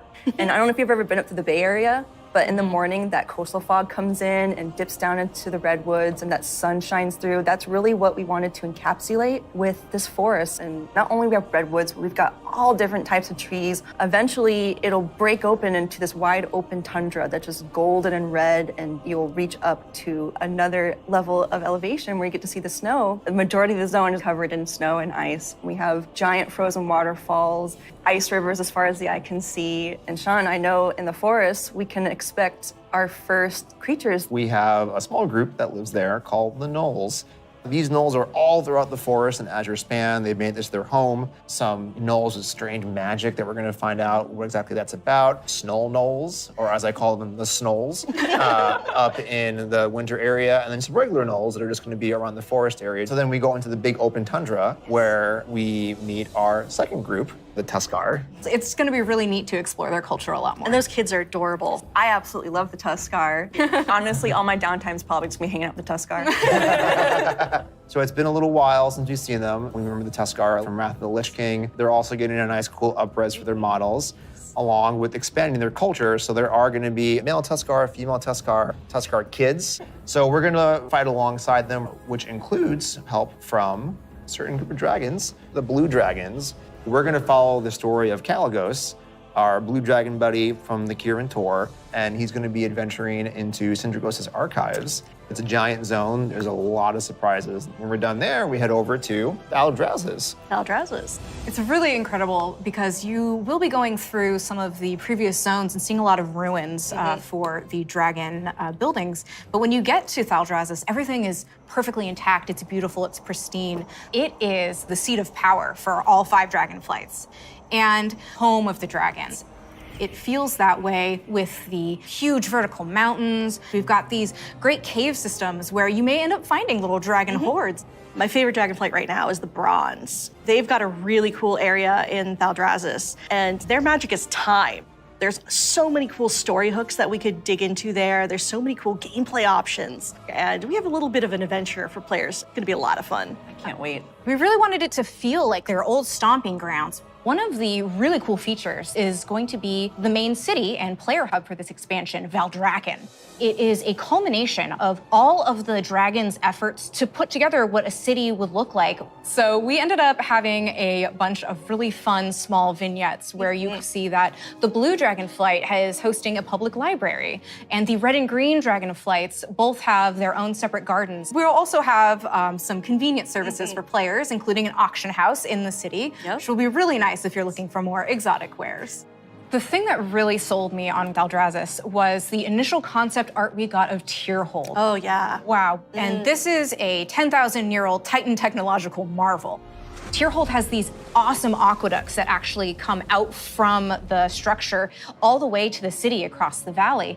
And in the cinematic, there's just this amazing shot where you see Alexstrasza swoop under one of them, and there's splashes of water cresting across her wings. So when players are flying around themselves, they get to have their Alexstrasza moment. What an incredible place, and filled with so much history.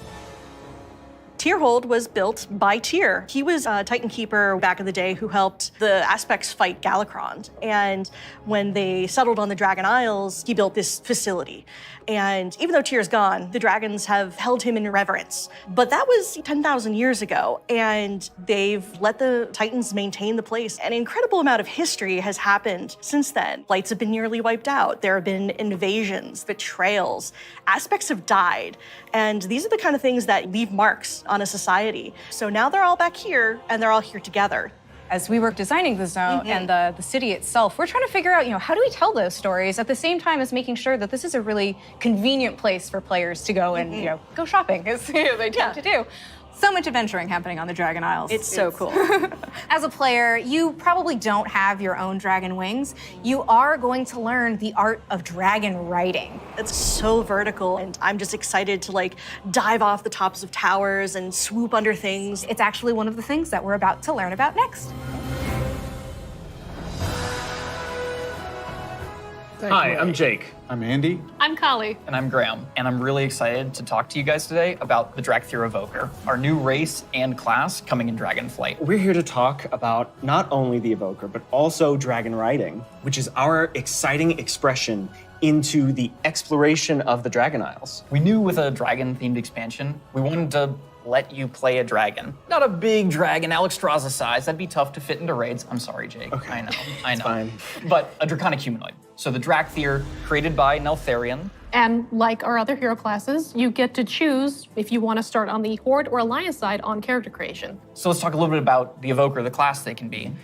What's unique about it is because the Drakthir are created by an aspect, they have the ability to wield the magic of all 5 Dragonflights. So Evokers can take advantage of red magic and blue magic and bronze magic. And to show that, we created a visual, what we call a prismatic effect. This prismatic effect is basically the coalescence of all their energy as they channel it into whatever spell that they're going to cast. You have a red magic spell called Pyre. So when you shoot it out of your mouth, it twirls in the air with all 5 of the Dragonflight's magic as it turns into the red spell before landing on your enemies and exploding and hopefully burning them. I'll take that one. Getting that vibe across that they use all 5 was really important to us, but we did want to make sure that each specialization focused on 2, because casting 5 different colors gets a bit messy. So their damage dealer specialization, their first of 2, Devastation, mostly focuses on red and blue magic. Red being very fast and explosive, burning everything with Pyre, whereas blue is more focused and overwhelming. You can shoot a beam of energy out of your mouth to disintegrate one single enemy in front of you. There's a healer spec called Preservation. The healer spec is going to focus mostly on your green and your bronze magic. So your green is going to be evocative of the Emerald Dream, your growth and your nurturing spells. And then you have your bronze magic, which is going to be more timey-wimey. So you get to heal a wound faster. So in addition to the visuals and the animation, which all make you feel very powerful, we really wanted the player to have a physical connection to the cast. We have a new type of spell called Empower, where when you actually hold down the button on your keyboard, it charges up the spell. The longer you charge it up, it might do more damage or hit more targets depending on the spell, but it gives you this really physical connection and control that's new for World of Warcraft and I think is feeling really, really good. We have some great animations. Thank you, Andy, your team. You love it, Andy. You feel physical when you're casting your spells. You can actually fly around the battlefield and cast while you're flying. Raining fire and death from above. It's great. In addition to the gameplay, though, another part of feeling draconic is looking like a dragon. Well, we talk about dragons breathing fire, but you know what's actually fire? What's actually These fire? customizations. Oh my goodness. Hey. But no, they're really, really They're cool. awesome. Because you have both your draconic form and your humanoid form. And the customization options for both of them are amazing. They're very good. What about color? Just tell me you tell can us about change the the color. You can do a lot of matching. So your visage form can have scales that are the same color as your Drakthir form. But my favorite, super favorite part of customization for the visage form, hair. Yeah. Because I can actually do this in game. Yeah. The tech is here. We finally did it. As players make their way through each of the areas of the Dragon Isles, they'll partner up with the Dragonflights to move through the air as they've never done before. You'll notice I did not say flying, because flight has a very specific meaning for World of Warcraft. Yeah, it does. And we're talking about something new called dragon riding. And as the players are honing their dragon riding skills, they're going to get to see all new animations that go along with the different look and feel of the drakes. We're aiming to shake up movement with this new system, providing players with a deeper immersion with forces like momentum and gravity. We knew that for Dragonflight, we were going to have the opportunity to show players a whole new set of Dragon Isle drakes, completely unique from all the other things they've seen in World of Warcraft. And so we wanted to come up with a movement system that would add that sense of physics, weight, and gravity, like you were mentioning. We knew it was going to take a huge team effort, not just animation, but it was going to take effects. It was going to take the engineering team, who we rely on heavily, and that combined with some new animations really helps to lend that feeling of physics as you move through the air in ways that you haven't before. And the icing on the cake is going to be some really cool effects that we've added on top of all of that. So for example, when you start hitting maximum velocity, you're going to see contrails coming off the edges of the wings. And then as you do your rolls and spirals, you build up more and more speed. There's going to be some screen effects on the display to indicate that you're reaching maximum velocity, which really adds to the overall kind of immersion and sense of reality. As players make their way through the Dragon Isles, they'll discover new cosmetic options to fine-tune their Dragon Isle Drake's appearances. Things like snoots, horns, tails, elusive Dragon Isle Drake armor, and more. Can I have spikes? Definitely. Okay. We want to provide players with all new skills to play with, as those who can use their momentum well can reach higher and higher heights and bring on new, more difficult challenges. We just have so many new gorgeous options to choose from, and I'm just so excited for all of them. I'm excited for the whole thing. I mean, it's been a lot of fun to work on, but I can't wait to actually get in the game, play it with you guys. I can't wait. I can't wait to fly around Dragon Isles. This is gonna be great. Next up, you're going to hear about the talent revamp and the UI changes coming in Dragonflight. Finally. Going on, innit? Hello, my name is It's a Brian. deep dive. I'm Crash. I'm Jay. And I'm Laura. We are very excited to share we are finally revamping the WoW HUD UI. And it is also time for a major revamp to talents and specializations. I have a big question for the group. How long do you think it took for us to finally revamp the WoW HUD? My guess is like 15 years. Close, 18 years. 18 years. 18 years. Wow. You know, technology has changed a lot since we made the UI back in 2004. Now you have like bigger monitors, and we have better dev tools to work with. So it makes sense to have the revamp right now. Also, if you look at the game today, the art evolved beautifully over the years.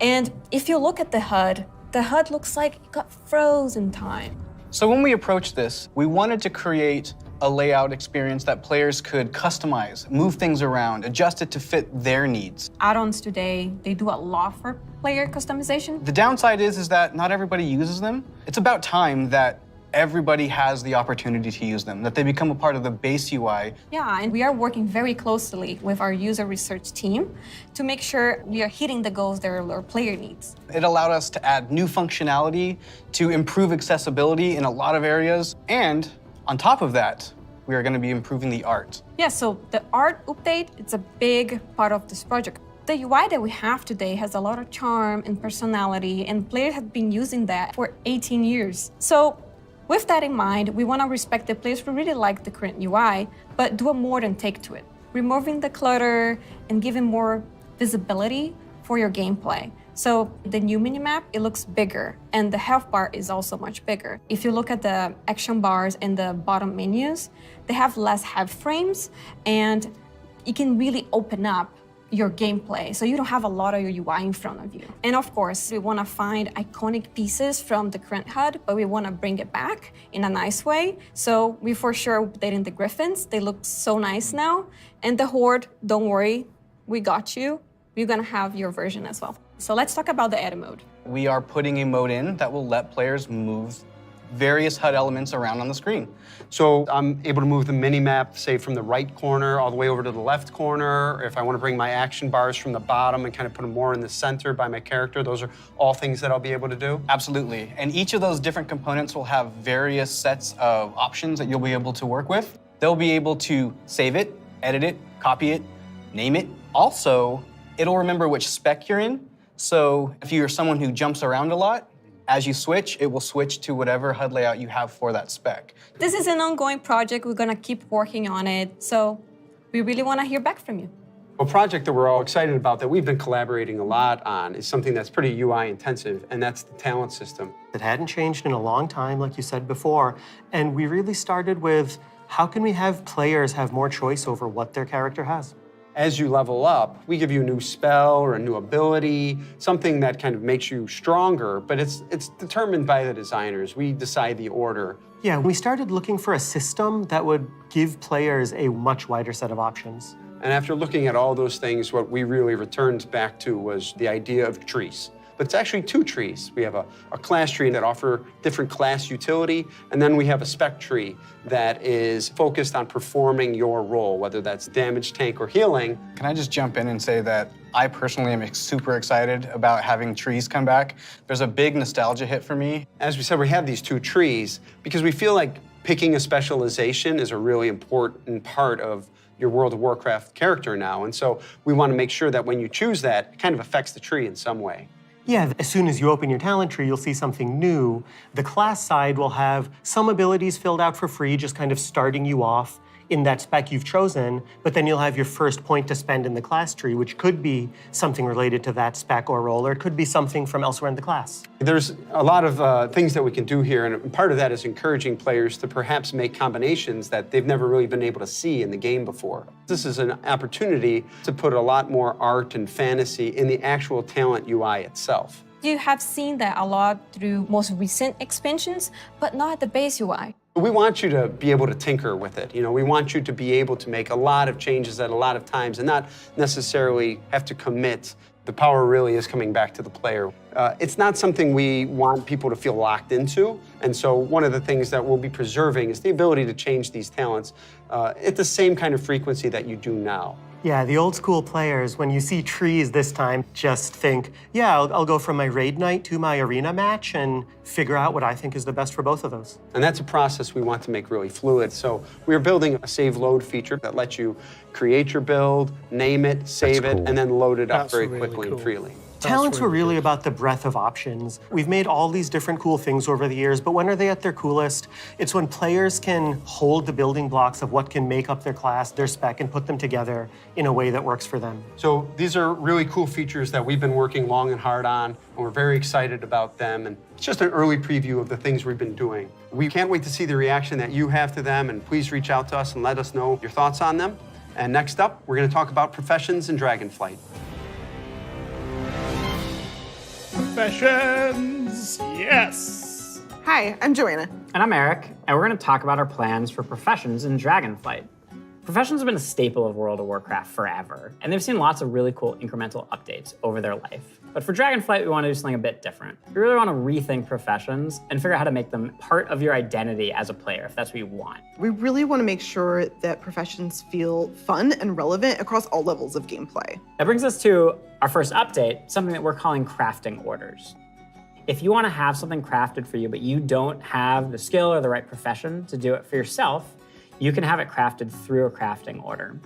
You can basically browse any of the recipes that can be crafted, pick the one you want for yourself, and then you include some or all of the reagents needed for the recipe, including ones that only you can get your hands on. You can find someone in person to do it right in front of you for you, or you can also go to an NPC and using an auction house-like interface, send the order out. If you're doing this, you can pick, do you want to send the order to anyone, sort of a public order, or do you want to only send it to your guild, or to a specific other player? Maybe it's a friend who you know will be able to craft the item really well for you. If you are really dedicated to your craft, you're going to be the best at what you do. One of the coolest things about this is the item you had crafted can also be soul-bound. In the past, you could only get your hands on crafted soul-bound items by having that profession yourself. Now anyone can have them crafted for them, which is really neat and really expands the number of items that we can provide that are really powerful because everyone can have them crafted through the crafting order system.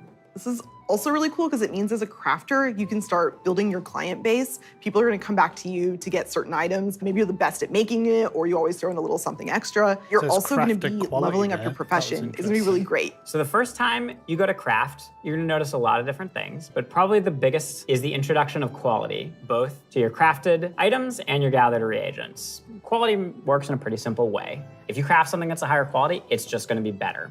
For a piece of gear, that probably means a higher item level. If it's, for instance, a potion, that might mean a more powerful effect at a higher quality.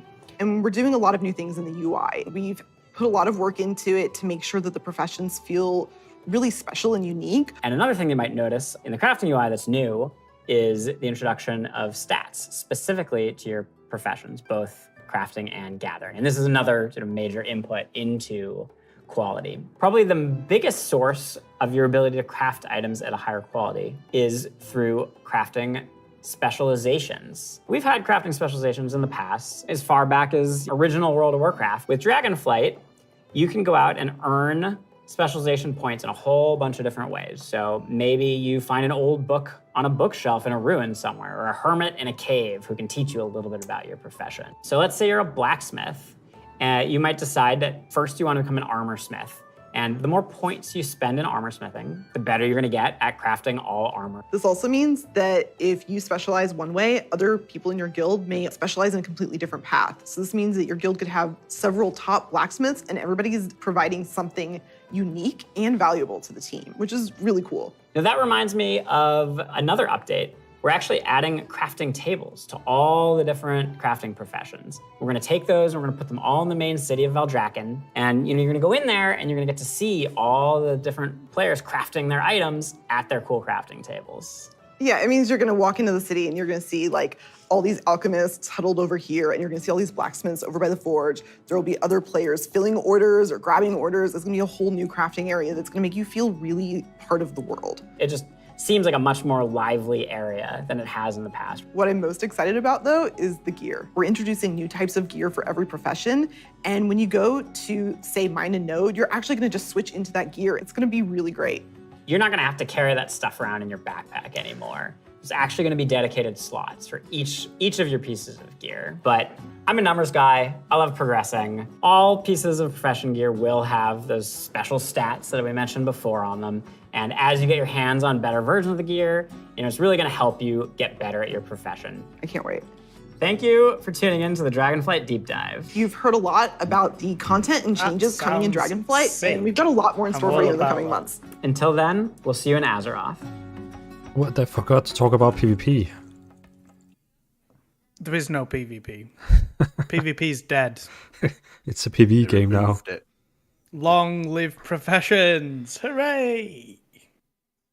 Oh, that was Is it. that it? That's it. It's done.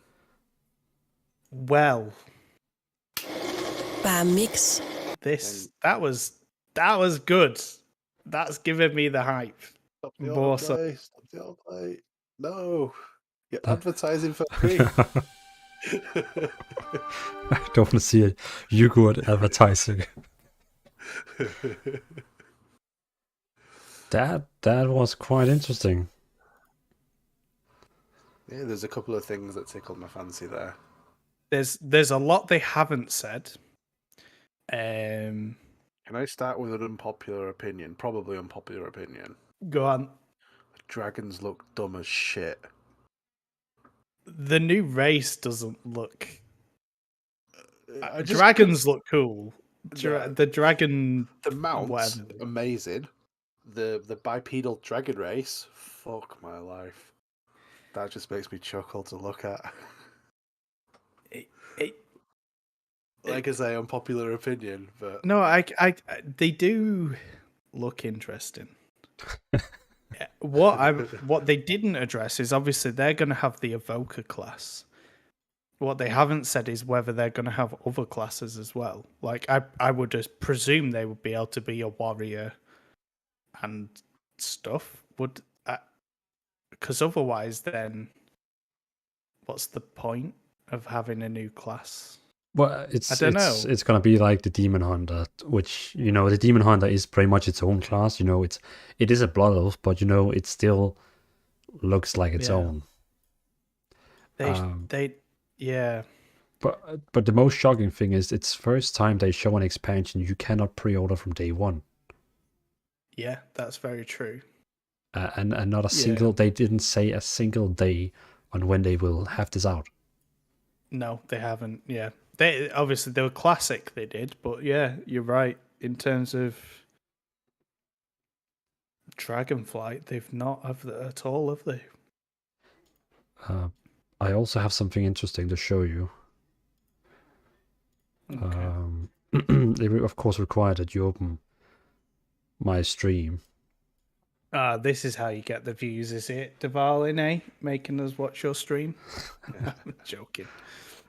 But if you see... Oh, wait, what's that? Okay. Oh, yeah, okay. So here we go. So here you can see it has its own website now, where it says, the Dragon Isle Awaken. You can sign in for, a beta already now. You should probably do that, so you gotta make sure you get it. The cinematic is here, some stuff. The new dragon race, which we all love and think looks super good. That was a joke against Blackout. No, I admit it. They look a bit. Right. Okay. So here's the thing about the Drakthir is why they talk about them being intertwined with all the other races, but yet they're obviously just humans when not in their dragon form. Like, why can't you have a Tauren with normal horns and dragon horns in their humanoid form? They're just humans, aren't they? They're just humans, then dragons. It's just gonna be like Warchin, the wolf race. So every time you go into combat, you're gonna get into a dragon. And outside, you can go back in your normal.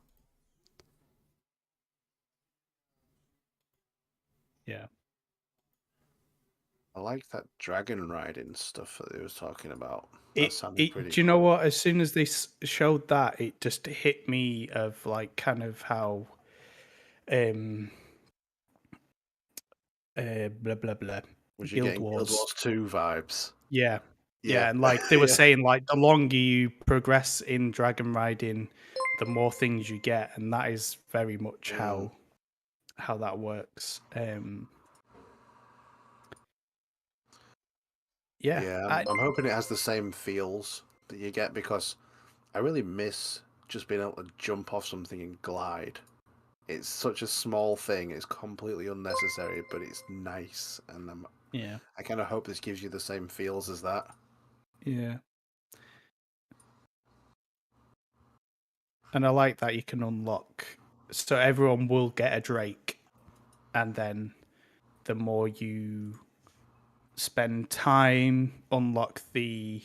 I think they mentioned like there's glyphs that you can find to make your Drake more advanced and customization and stuff.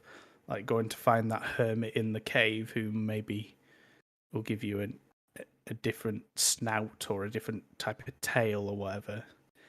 I don't know about anyone else, but what that struck to me straight away was that if everyone gets a Drake, how they can implement that in things like the raids and the, like dungeons and stuff, because everyone will have one, if that makes sense. So they could use that dragon riding thing to navigate like raids a bit better and have kind of, do you know what I mean? Rather than just flying. I feel like that could be cool. Could have like bigger scale raids over larger maps. Yeah, things that feel really impactful rather than it just being, It's like this thing that we're seeing on the screen right now. That imagine that with like 10 people or something, all flying through an instance. Yeah, it'd be amazing. And also, if they talked about the two Horde and Alliance ships coming together, didn't they, at the start? And like having war mode. Now imagine you get to that final area that they were talking about, which the name is completely forgotten.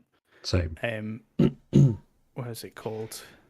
Thal Drazus, that place. Like, imagine that being like war mode on.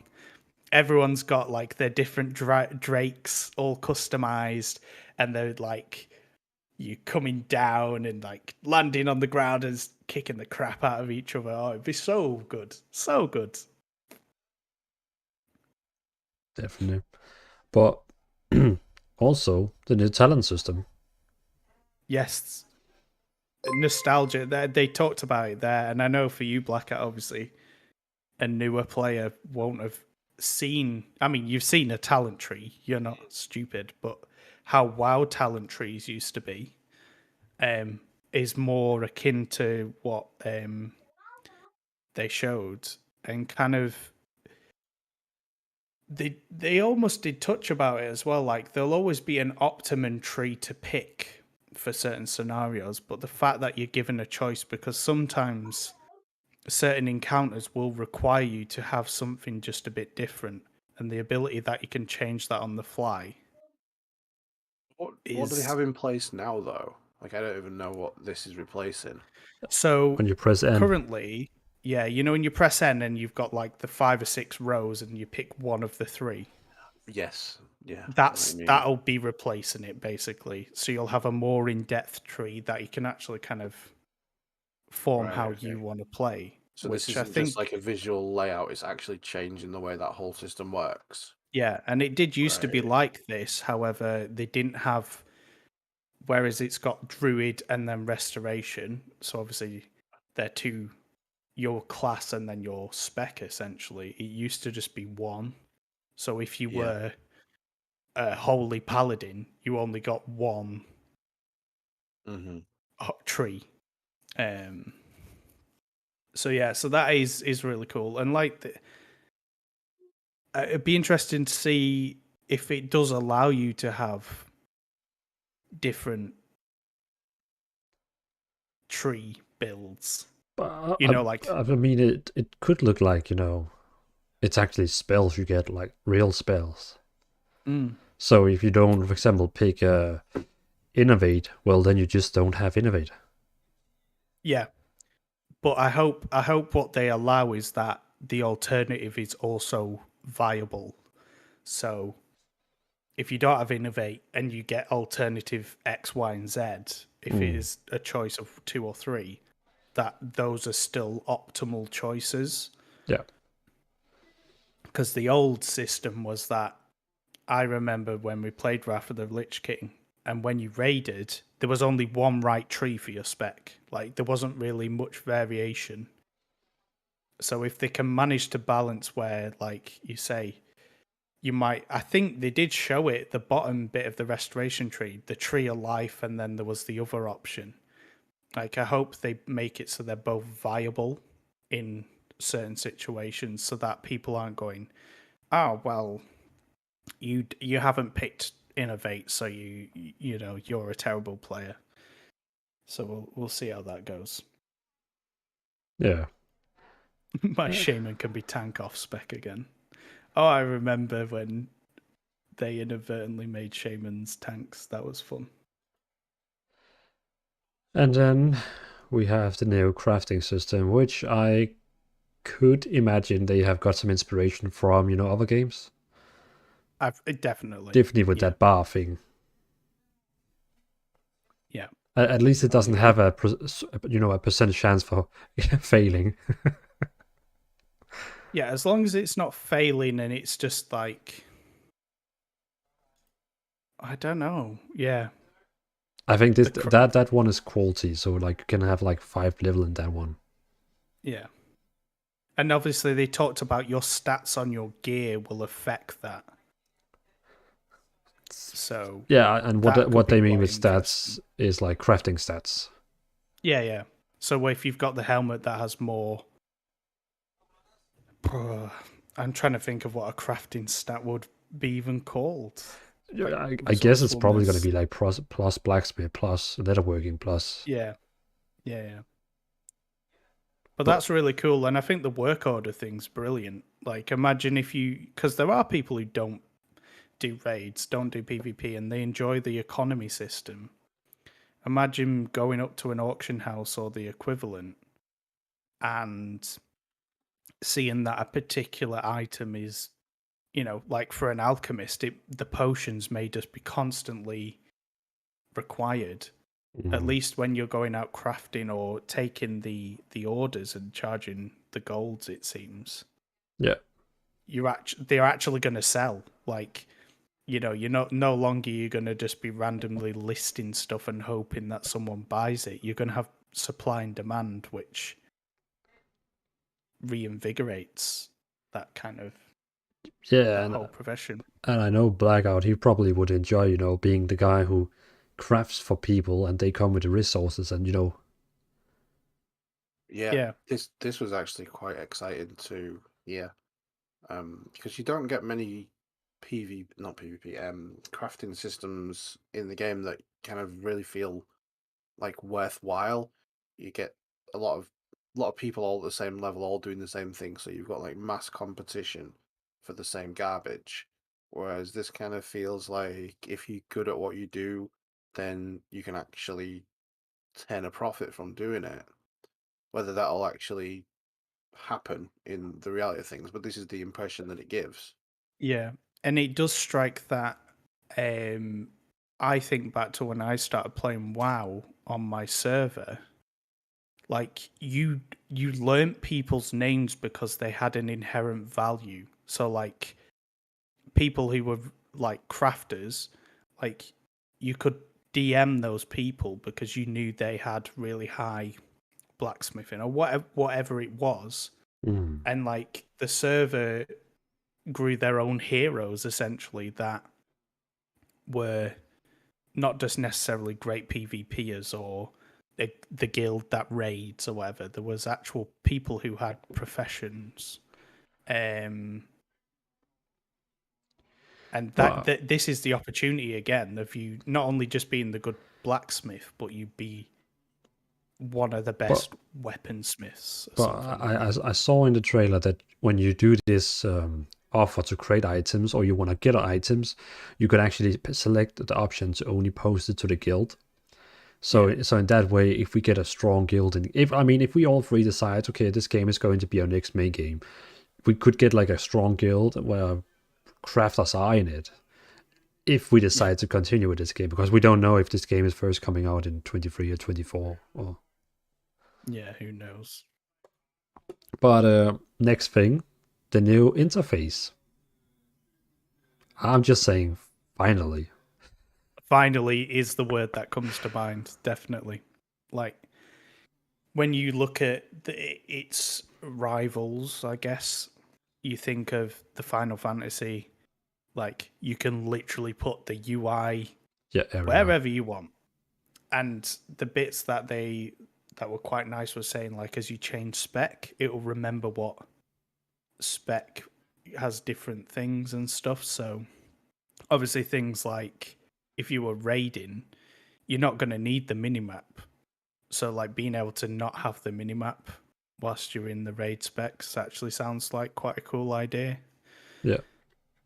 Stuff Yeah, like that. I think it's gonna be like the raid profiles you can have right now with your help bars, that you can select that it can remember for each spec, but you can also just use the same for everything.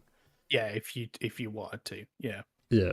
Blackout, you might know, but the interface we have right now is the same we have since 2004. Right. Okay. So it's like the first time they do it. Got add-ons. Yeah.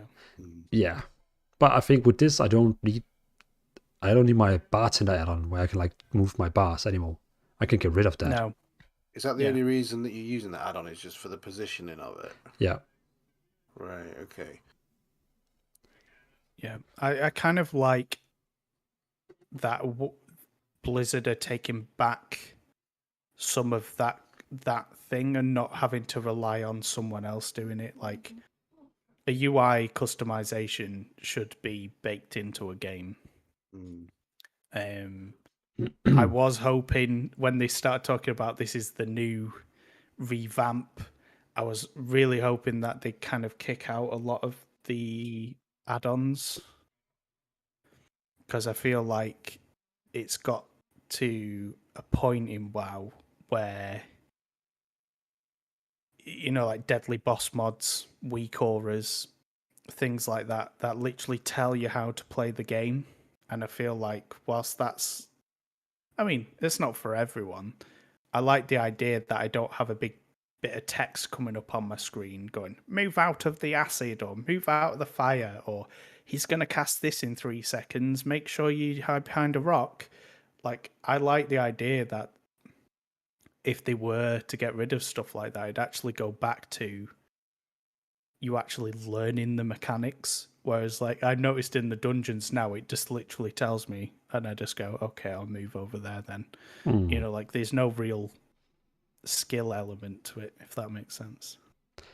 Yeah, I don't think that's gonna happen.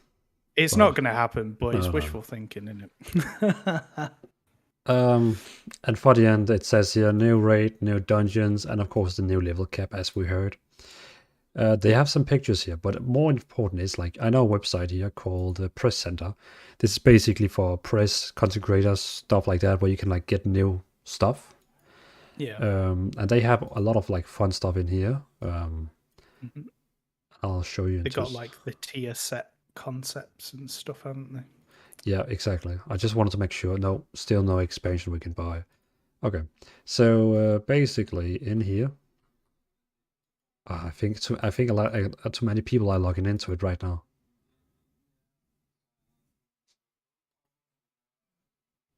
Yeah, it's crashed. Too many people are trying to access it.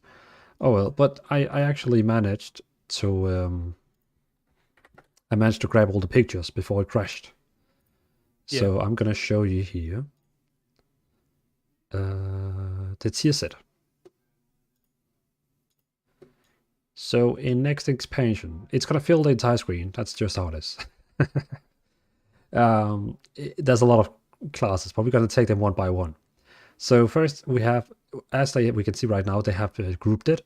So we're getting 3 black dragons, we're getting 3 sand dragons, like yellow dragons, we're getting 3 red dragons, 4 actually, and we're getting 3 blue dragons. The black dragons, I would get the left one. Guess it. The left one is rogue. The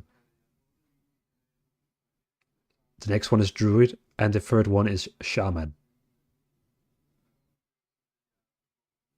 Let's have a look. First rogue, then druid, and then shaman.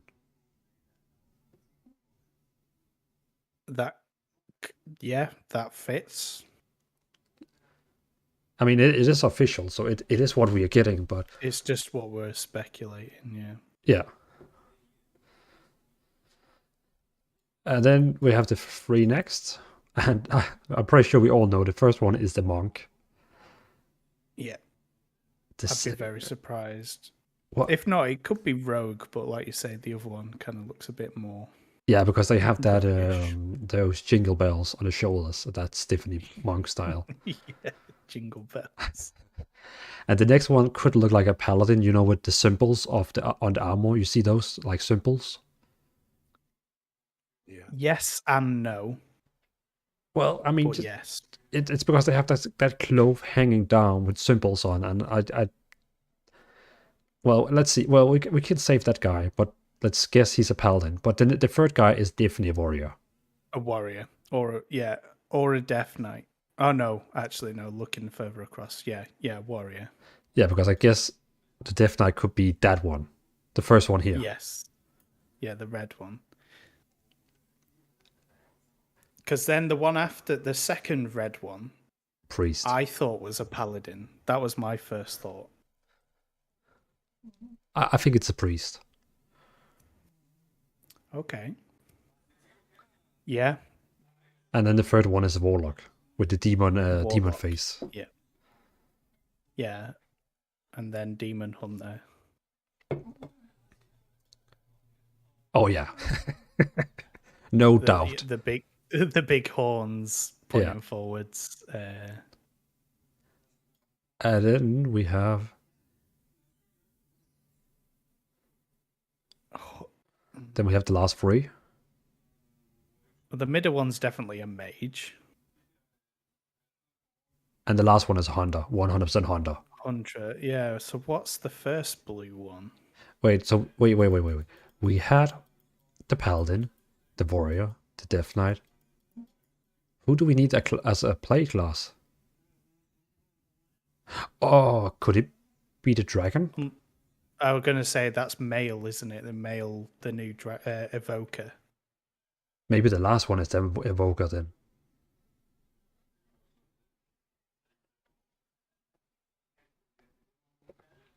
Yeah.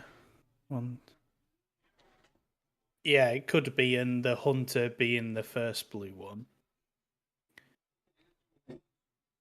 But then there is dragons on the shoulders of the blue one, which would make sense. That could be like evoker, maybe.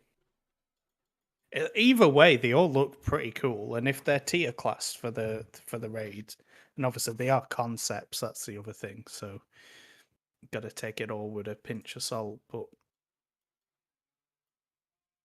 God, it's a long picture. It is.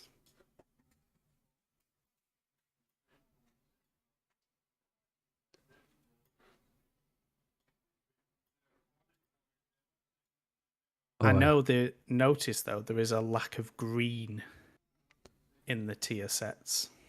Well, maybe like in this expansion that all the raid finder sets were in green, so maybe they're just gonna do that. Yeah, but that's not fair to the green guys. Come on. No one likes. Why is green. everyone hating on the green Dragonflight? They're the best. Because the leader died. Yeah, well, you could say that about the black Dragonflight. Just because they're edgy. Oh yeah, so Blackout, Big Mar Big has a good point. We're losing viewers, so I think it's fair to do the giveaway now. Yeah, just so the people who are actually only watching for the giveaway can leave. We're gonna do it. we have 23 people only joining. You still have 10 seconds to join. Put exclamation mark raffle in the chat. Get 10, 9, 8, 7, 6, 5, 4, 3, 2, 1. Closing entries.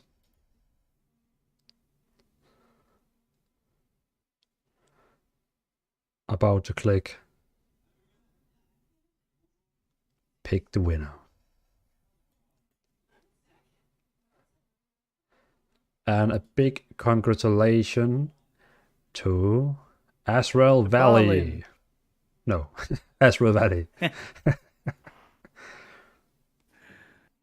Nice. I think they were.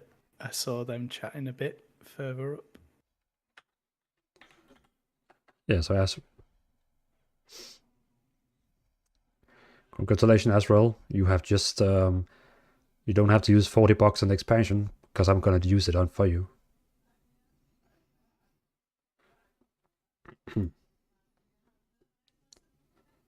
Winner, winner.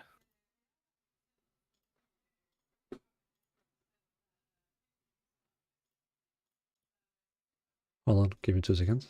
So, okay. Just to finish this one.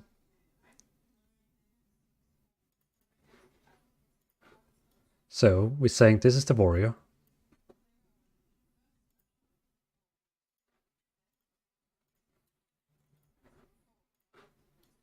This is the Death Knight.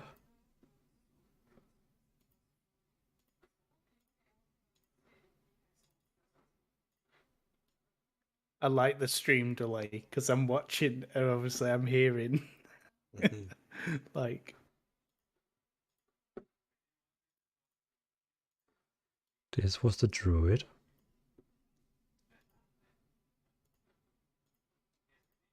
Instead of me like making videos again about, you know, all this we talk about, I'm just trimming out all these things so you're gonna be in all my videos. hi viewers. This is the monk. And again, yeah, we're just speculating. And which one do we think is the mage? I think mage is the second blue one. Okay.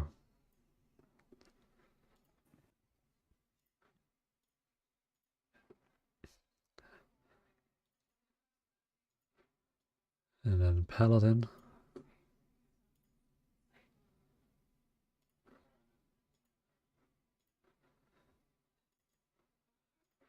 And then shaman.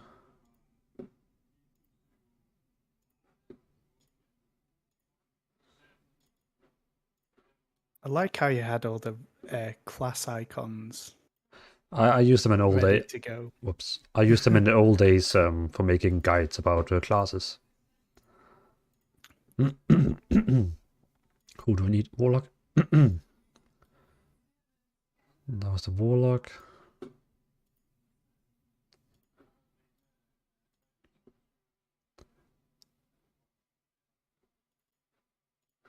Priest.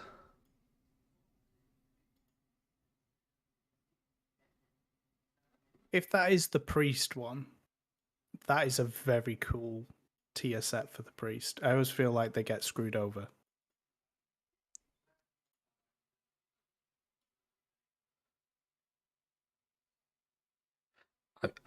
I'm just saying. I think that one's. I think that one is the hunter. He just looks like more like a hunter style.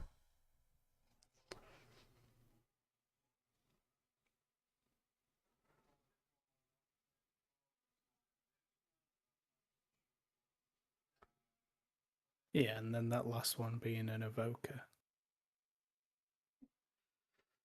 Yeah, even though the invoker is going to use mail, and I personally think it looks a bit more like Blade.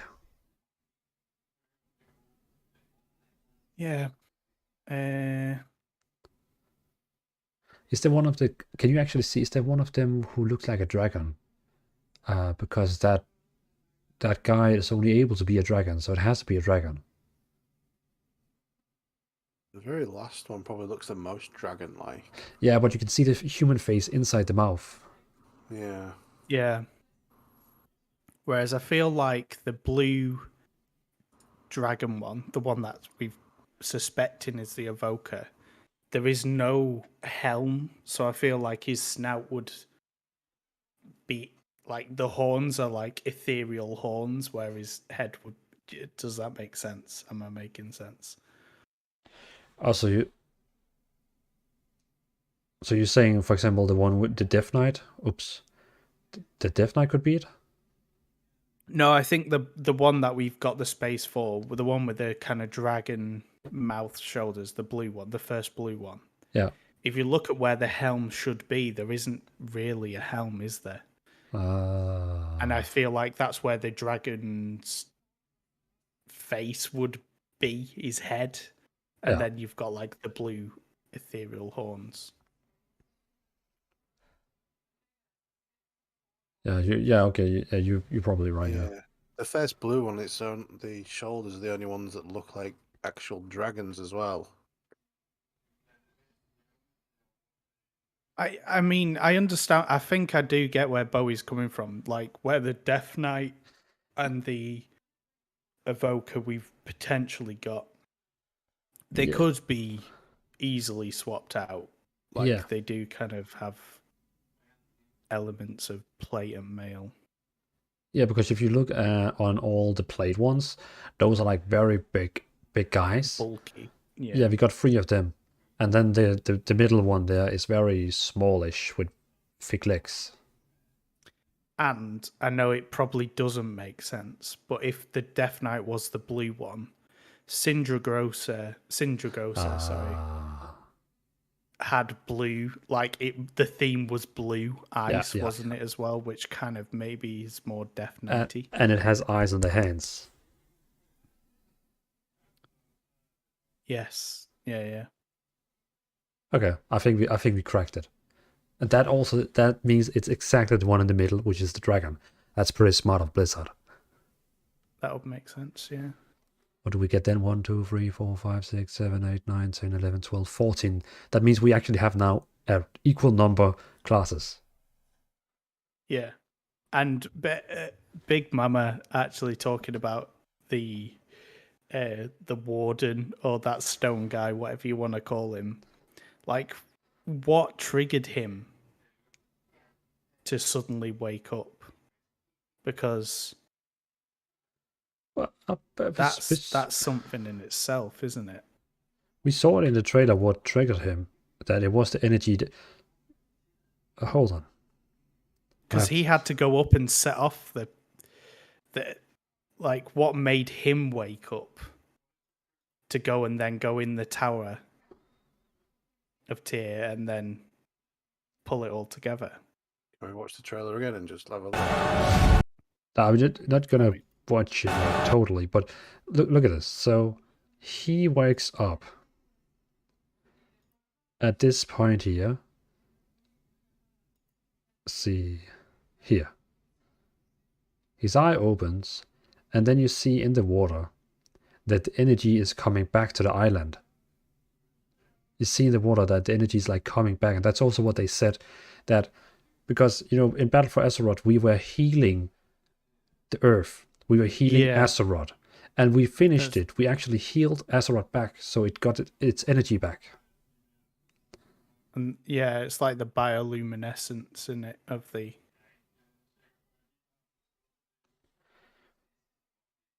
But did they ever say 10,000 years ago? Well, that's when he went to bed. Oh yeah. Started it off. Yeah.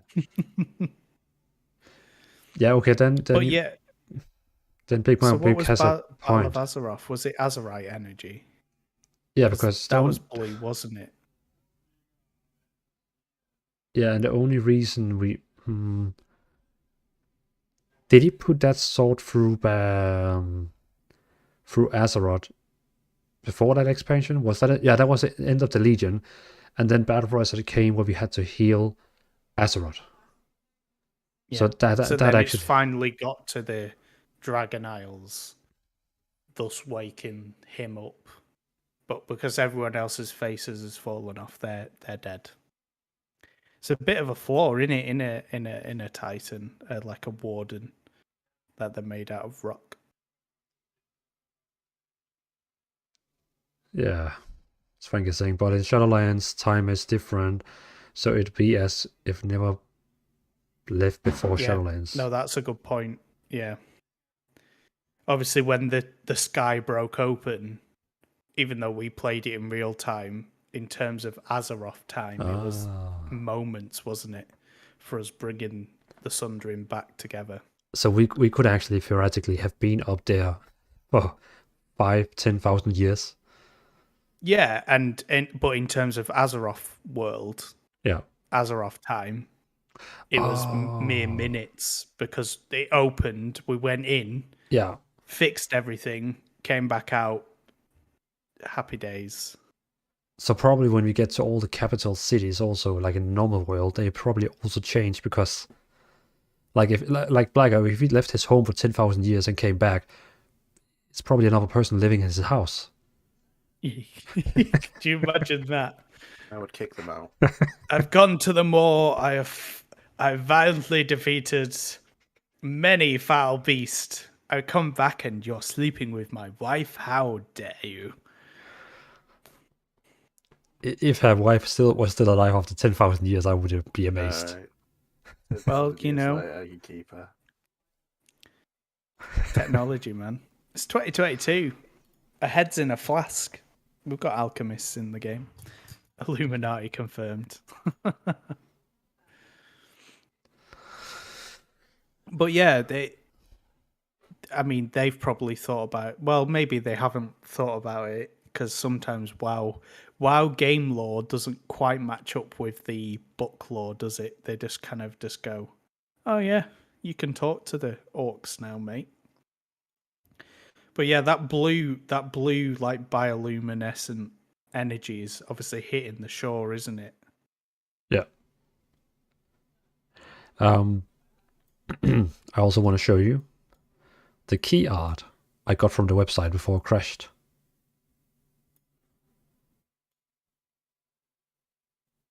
I will say as well, I'm so glad it's back in Azeroth. Like, we're not going somewhere else. I'm very thankful of that. Yep. I like the key art. If you can see it on my screen yet. I can, yeah.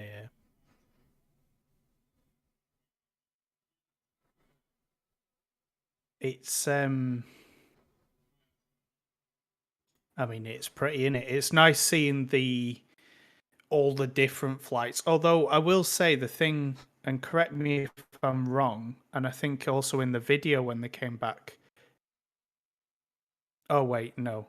I was going to say there's no black dragonflights, and then I realized that's because there's only one of them left.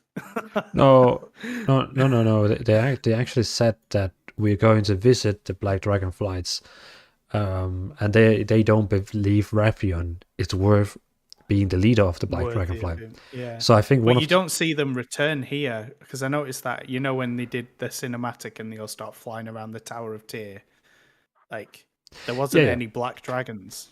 No, and that's what they said. They had a tough time after their leader Deathwing was basically killed. Yeah. So, but yeah, it seems like on the website it said that we're going to a dungeon with the black dragonflies and go in and probably kill some corrupted leaders, and then Raffion takes the command.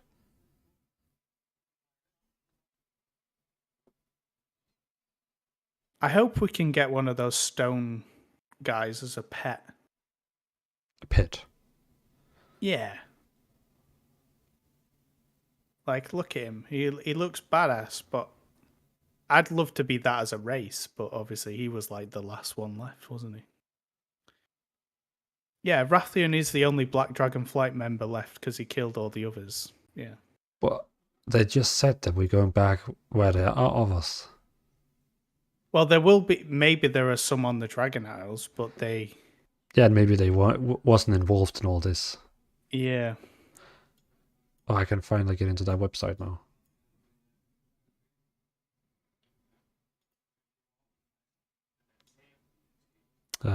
Window capture. Here we go. They said we go back to their breeding ground. Right, there you go. Yeah, so Yeah, so so if you see here, first I show some screenshots, stuff we already have seen, and also with the Tuscan. Tuscar, not Tuscan. yeah, Tuscar. Tuscar. Great class. They should be a playable race. Yeah, definitely. What was that? Oh yeah, the Viking guys. And then we have some cinematic stills. So like for wallpapers. Yeah, those big half giant folk. Be good to see a few dungeons, and I hope they're involved in the kind of development of Dragonflight. Yeah. And the logo.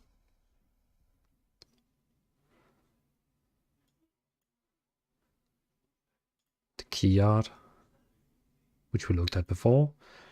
And some concept art, so like the whole island.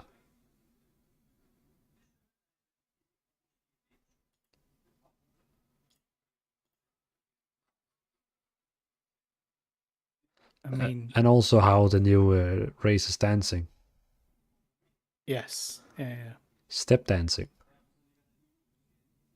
I tell you, I know I don't particularly like the stance of the new race, but when they were talking about how most of the spells start with the 5 energy and then coalesce into the red and the blue, or the green and the bronze. I really enjoyed that. That is a thing, if that makes sense.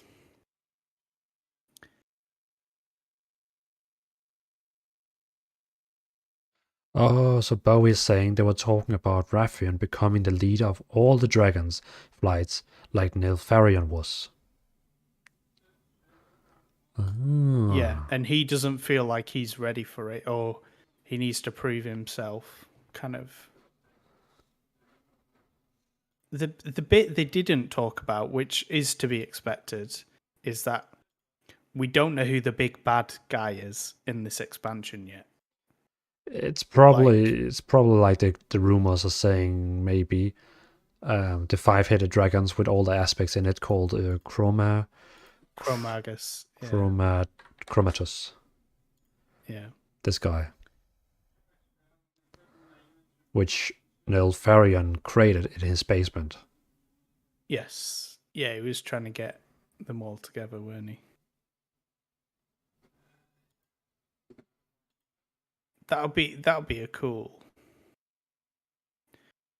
But yeah, I can imagine us fighting that in some aspect, because dragons. But it's interesting because usually it's quite obvious straight away who we're against. And what I actually wrote it down in my little handy notebook, is that they presented this in quite a positive light. Like, Azeroth is healing. Of course, there's old problems, and they're going to come to light, but it wasn't very much like doom and gloom straight away. It wasn't like, the world is ending, Gul'dan has had sex with your children, quick, we gotta kill him. It was very much like, hey, look, the Dragonels are back, isn't that cool? I guess we'll see what happens. Like, there wasn't really an inevitable, like, in my head, I was half expecting Rathian to be the bad guy, but obviously I feel like maybe he'll actually end up being a positive rather than, like, following Nefarian Deathwing kind of vibes. I feel like he'll be like the secret savior, potentially. Who knows? It will be interesting. Have you read the fact sheet that they talk about? Because there's a couple of interesting bits on there. I saw it. I just saw it here. I just had it open before. But well, I can get it up on the screen. Hold on. Just a bit of a TLDR, isn't it? Yeah, and it's just nice to see that preservation's going to be the healer class, devastation's going to be the ranged damage dealer.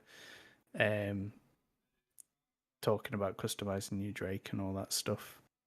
Yeah, so you see it here. Discover the Dragon Isle, new level cap, new race class combo, soar through the skies and dragon riding, new talent system, new profession system update, a new how you say that? HUD. HUD. Yeah. Heads up display. Aha. Ah, it even says it here. Ah. It's almost like it tells you, Dvalin, come on. No, but it's not. It's nice. I feel. And the bit I also did write down in the notes is, and I feel like finally they are listening to the community, and he talks about it because he talks about how after 9.1.5 they decided to listen to the what the community wanted and what they were actually asking for. And if you notice, and I mean, I don't have the statistics to hand, but I can guarantee since 9.1.5 dropped, the amount of player retention would have probably been higher because they suddenly started listening to the people who were giving them a wage, essentially. And I feel like this definitely shows that, and I'm really looking forward to that kind of like through the alpha, because the other thing is we've got beta alpha still to go through. Alpha beta goes the other way, Mike. Use your brain. I feel like if people are really constructive in their inputs, if they do play the beta, I feel like we might actually get an expansion when it releases, which obviously we don't have a date for yet. I actually genuinely feel like we might get something we actually want, rather than being told this is what you want.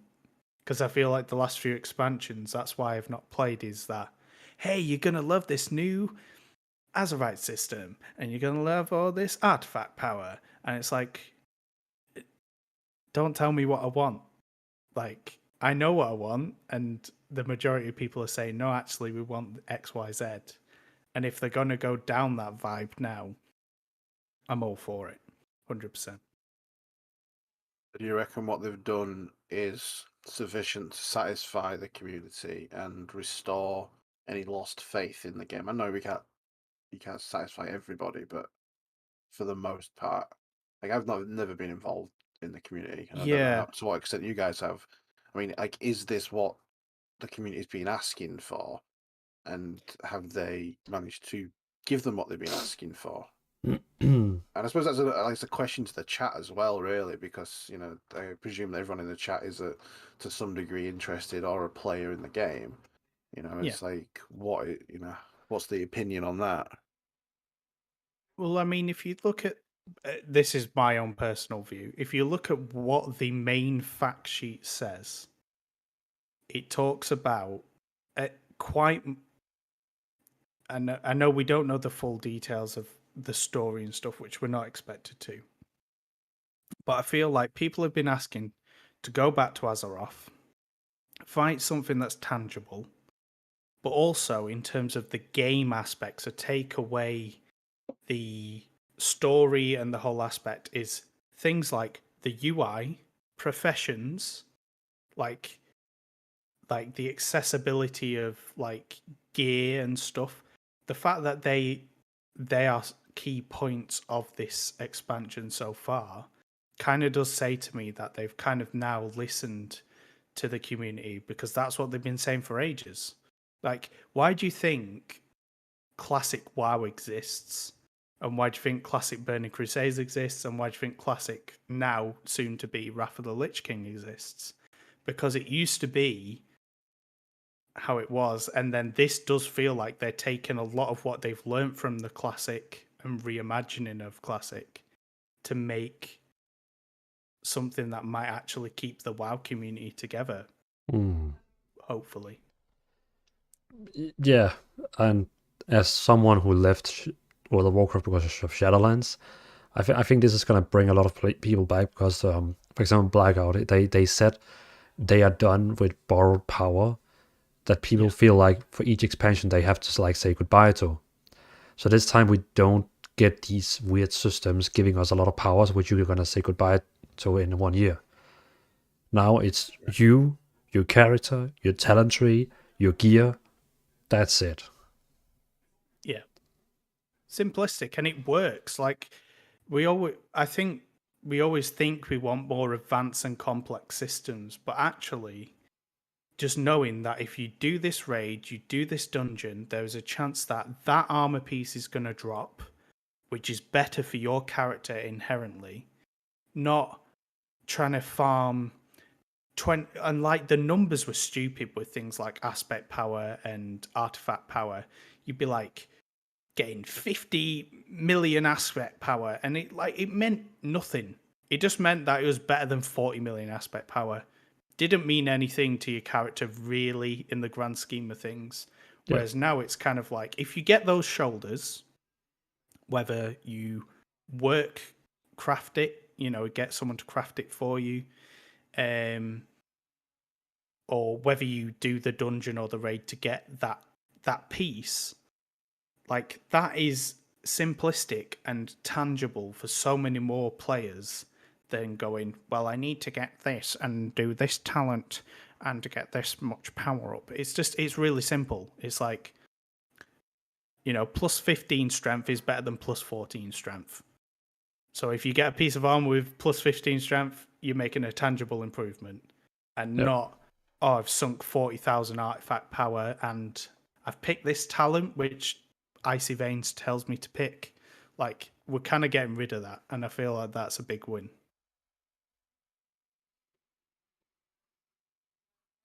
Yeah. So from your perspectives, and again the chats as well, is this like a massive expansion? And is it big enough? Or was the expectation that there was going to be a lot more? Because when we looked at that bingo card, which was just for fun, there was a lot of things on there, of course, and I'm just wondering, was the expectation that there was going to be a lot more than they've presented, or is this kind of absolutely huge what they've done?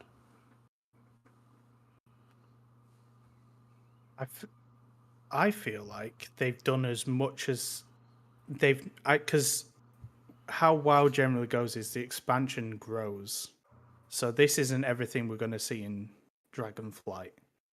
I feel like what they've done is made meaningful changes with the resources they're available to have right now.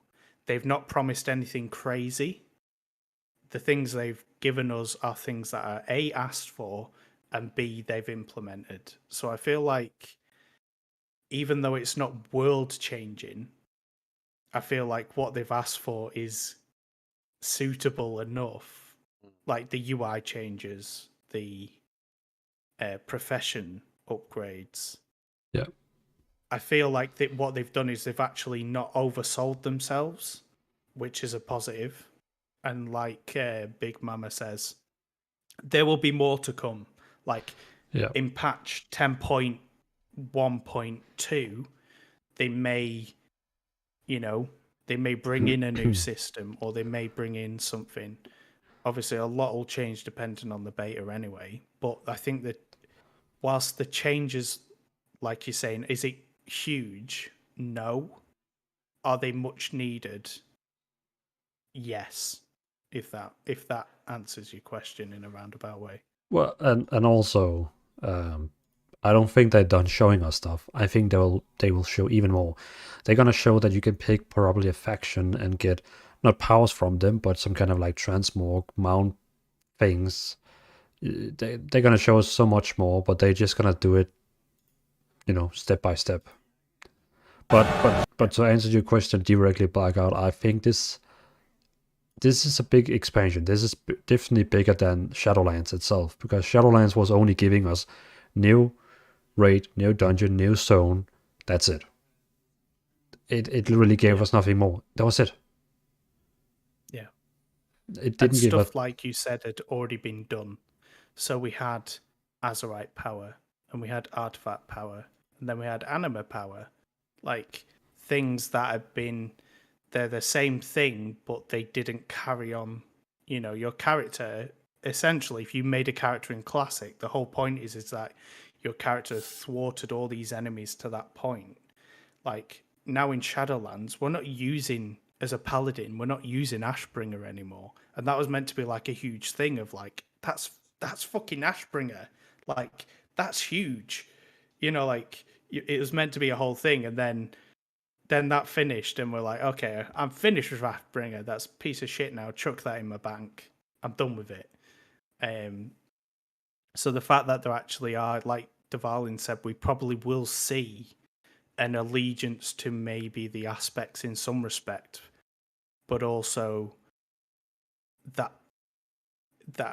you could potentially change aspects maybe on the fly or a lot easier than usual. But also that gives you cool little benefits. Maybe in an ideal world, I'd prefer it just to be cosmetic, but I also know, like, having, you know, like if you are aligned with the Green Dragonflight, it would make sense that they'd have some cool mage DPS or healing buffs for picking that flight and stuff. It'd be cool to see what they do with PvP. I feel like PvP will get a stream dedicated to that. Yeah, at some point. They have to. And my fingers are crossed so much that we're going to get the same PvP system as Final Fantasy, where when you, for example, in Final Fantasy, once you hit level 30, you just get a PvP profile. Everyone has the stats they need. Gear doesn't matter, and you just go in and have fun and play different things. Because right now in WoW, it's only the guy who has the strongest gear. He wins all the time. No skill based. And how could, you know, and they've got a lot to play with the aspect side of it. Because if we're going to have cross faction playing, like, it would make sense that you represent, they could have bigger battlegrounds that are going to have almost like you pick an aspect. So you might be Alliance and Horde, but for the PvP battleground that you're in, how cool would it be to represent the Bronze Dragonflight? Yeah. And it would be like the Bronze Dragonflight versus the Blue Dragonflight, and then they have a battle in a certain battleground, or then there's like a whole encompassing, almost like Guild Wars 2 World v World. Because if we're talking, they talked a few times about how big the maps are going to be. Now imagine if each aspect, each of the 5 had a corner of a map, and it was almost like a domination-esque style, you know, Horde and Alliance, but all representing the green, the red, the black, the bronze, the blue. And like you say, if they normalized it where gear doesn't matter, it's just, if you're a plate wearer, these are your stats. If you're a mail wearer, these are your stats, etc. That would be really cool. Yeah. That could really invoke, like, grip people. Like, we don't really see world PvP anymore. But imagine if they normalized it where it didn't matter what class you were, because, like you say, the warrior with stupidly high gear, you put war mode on and they just kick your ass no matter what you do. If it's a bit more like you can be a shadow priest, a holy priest, an elemental shaman, whatever, and they're all worthy of a PvP battle. Like, imagine how cool that would be, just like coming down off your dragon riding, landing, helping out your chosen aspect. It'd be so cool. I mean, they might not do it, but that would be really sick if they did. Mm.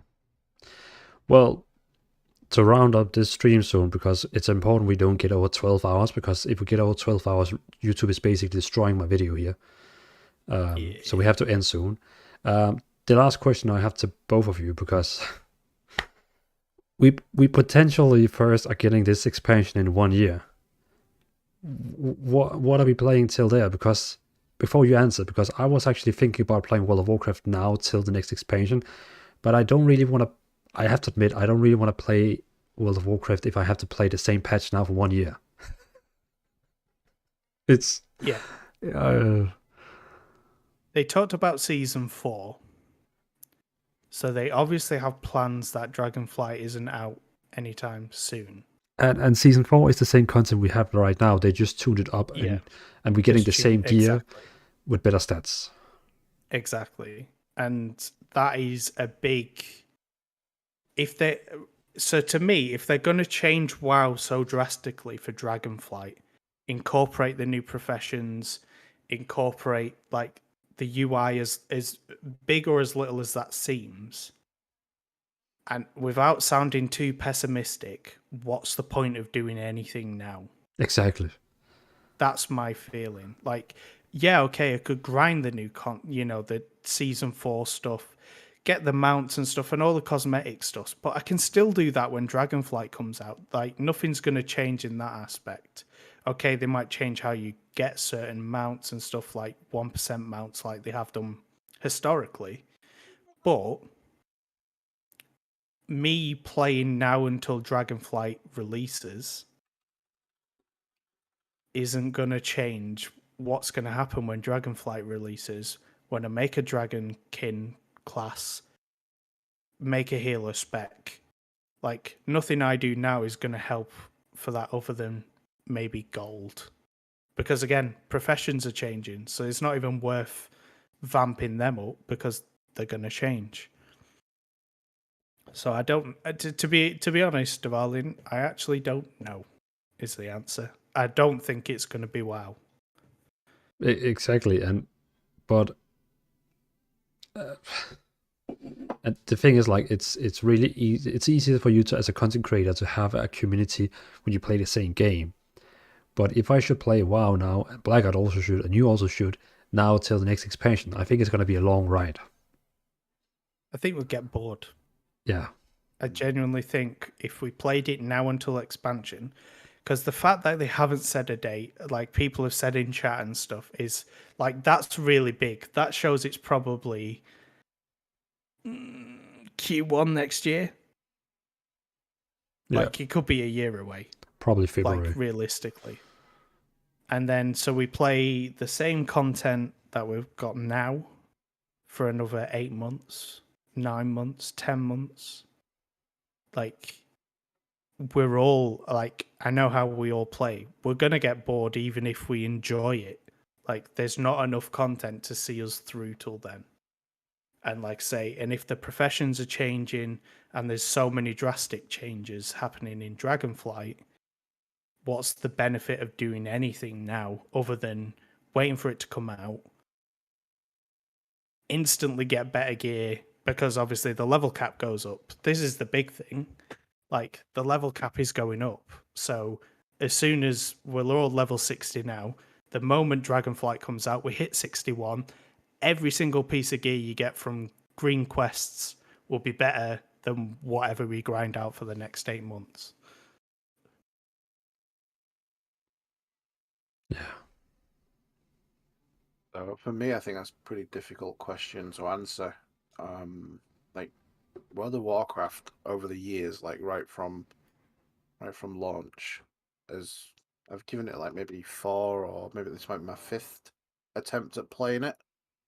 I keep coming back to it every few years and trying it. And I've never really had anyone to play with. So this is the first time I've actually had people to play with that I've not just met randomly in game. And I'm not at the position yet where I can really engage with everything until I get this damn storyline out of the way. then I don't know what the game looks like. You know, I don't know what's going to keep me wanting to come back time and time again, you know, day in, day out. I don't know what that looks like. I mean, is the end game just PvP? Is that where I want to see myself? and then I need to experience it and just see is it something that I can enjoy. Because I'm the sort of person that if I like something, I will go at it like 100%, and burn out on it. So if this is going to be something for like 8 months, and I probably will burn out long before that. Whether I like it or not, I can't see me playing the same thing repetitively for that long. There's only literally been one game that's kept my attention for multiple years, and that was League of Legends. But yeah, other than that, I can't. I mean, I've got Guild Wars 2 expansion that I've not played yet. So there's that, but however long that'll take me. Mike, how long did it take you to do the Guild Wars 2 expansion content? I assume you finished the content. Yeah. It was a good couple of weeks. Like, the story itself, it depends how... I mean, it's one of those, as with everything, you can speed through it really quickly. Yeah. If you so wished. And there's probably a good 10 to 12 hours of just pure story. But if you want to do the hearts and the other bits, the events that happen as you just generally travel in the map. Yeah. But then, as we all know, you get to the end of the story, and the story is brilliant, by the way. Well, that's What the you thing do about after- Guild Wars 2, isn't it? It is literally you play it for the story, and I can't say that for like literally any other game at all. Guild Wars is probably the only MMO I can say has got a fantastic story, and the one that I thoroughly enjoyed playing in basically single player mode in a multiplayer world. Yeah. But like you say, there's only a couple of weeks worth of content there. That's not going to keep you going. Well, So what do you do into the expansion? Actually, Bo in the chat, he has a good point, because they actually said we're going to get Wrath of the Lich King Classic soon, which for some people is a thing, some people don't. The thing is, I just read about it now on the website. They actually, because Wrath of the Lich King was the expansion that introduced Dungeon Finder, and they actually not going to add it because the community is saying no thanks. Yeah. But I'm not sure if I want to go back to Wrath of the Lich King, because I played that was the expansion I played the most. Yeah. So same here. And do you ever remember watching a film from many, many years ago, and you remember that film being amazing? I remember, and that's how I look at Wrath of the Lich King. It was the time where I heavily raided. I did all the reputation. I did all the things that encompassed that expansion. I feel like if I went back now, I'd find out it wasn't as good as I remember it. And Right. that is the one thing I am not willing to do. I'm just not willing to do that because I know it will shatter. I mean, it probably will be fun. Yeah, of course, leveling a character up to 80 and doing Ice Crown. Ice Crown was sick, but I've done it and I remember it being good. And the last thing I would want now is to go back thinking it was good, going, yeah, it's all right, and then being sad about it. Yeah. I had that experience with StarCraft, and because like in my mind, moving from StarCraft 1 to StarCraft 2, there was literally no change in the graphics, the gameplay, or anything like that. And then they remastered StarCraft many, many years later. And I'm like, yeah, I'm gonna play that, for nostalgia. It's a game I played when I was like 16, 17 or something. Played it, I'm like, oh my god, what is this garbage? Yeah. It's games like that, they just stay better in your memory. They're a lot better in your memory when you're looking at them, historically, than actually going back and playing them. So I kind of get those vibes. Yeah, and Bowie makes a great point. Is classic vanilla WoW was so drastically different, and I never played classic vanilla WoW. I only came in kind of Ender Burning Crusade when I started playing properly. So when I played Classic WoW, it was a whole new experience to me, even though I was familiar with the game and I was familiar with the areas and, a few different changes. It was worth playing on the merit that I kind of hadn't played it. And what worries me playing Wrath of the Lich King, I keep saying ICC, but that Ice Crown Citadel's the raid, isn't it? Playing Wrath of the Lich King, because I have played it and I've got good memories, I don't want that illusion to be shattered. I want to remember it how it was. But I also do understand that people are saying, like, obviously, if Wrath of the Lich King came out in the next month or so, like, of course that's going to tie you over till Dragonflight, but not for me personally. And that's just me personally. I think I have this. I think I'm gonna go on Blackout side, and do the thing. Like, for example, I still miss out doing the newest expansion in Final Fantasy.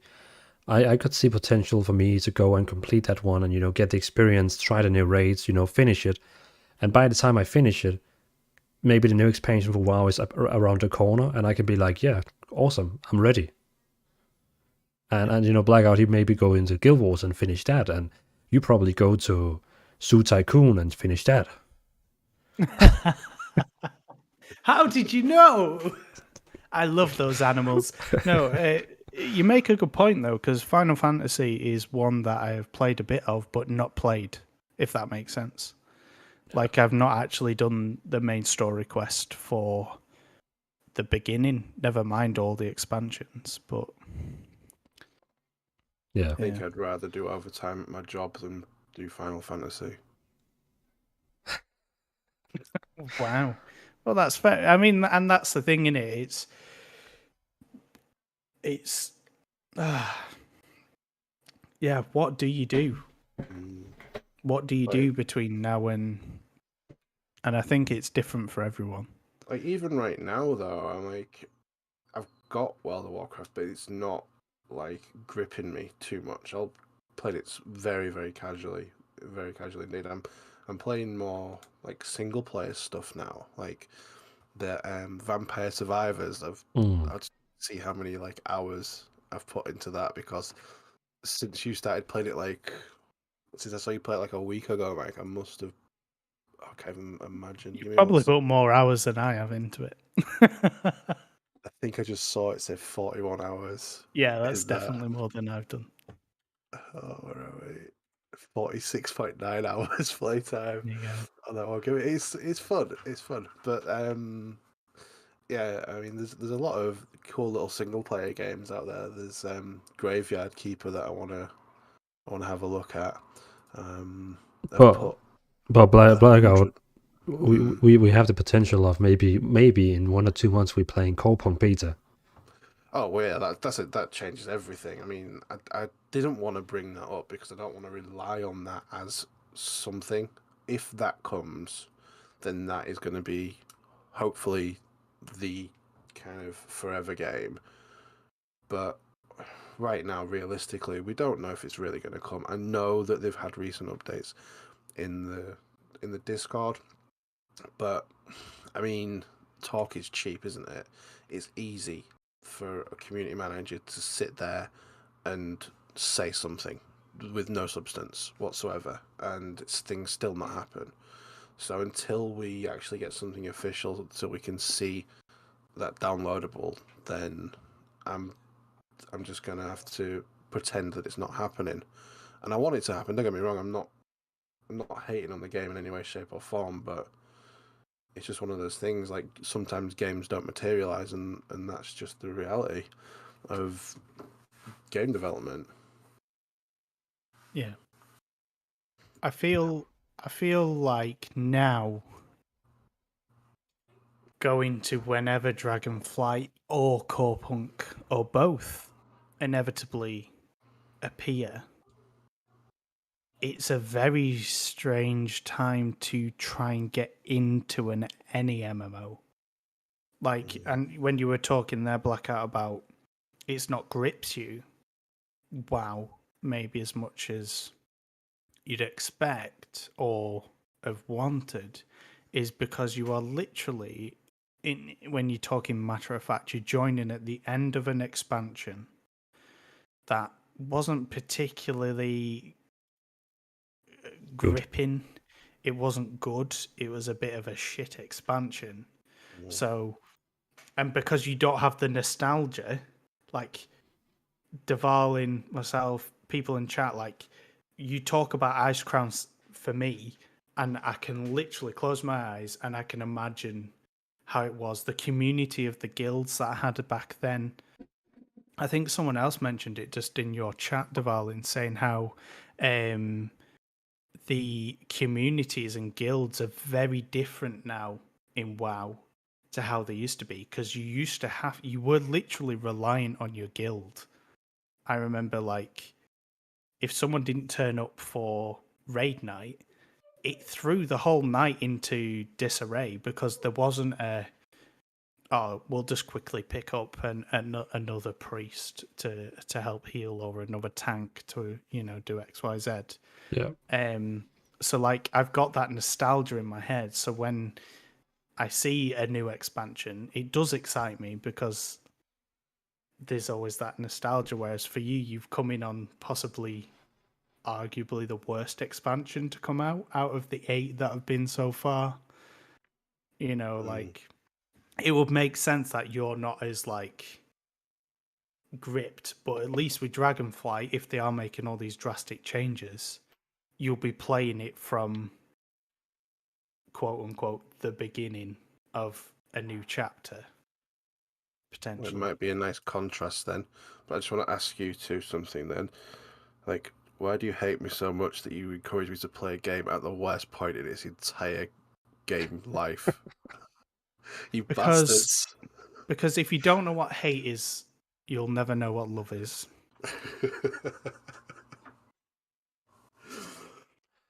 Oh, okay. We have to round it up because we're getting very close to those 12 hours, and then this entire stream is gonna get deleted. Fair enough. It's been good. So to summary, Blizzard fixed the dragon models. We're not loving it.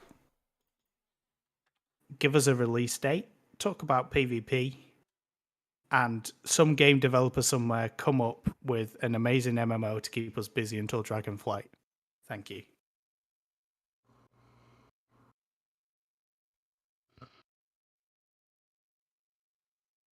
Yeah.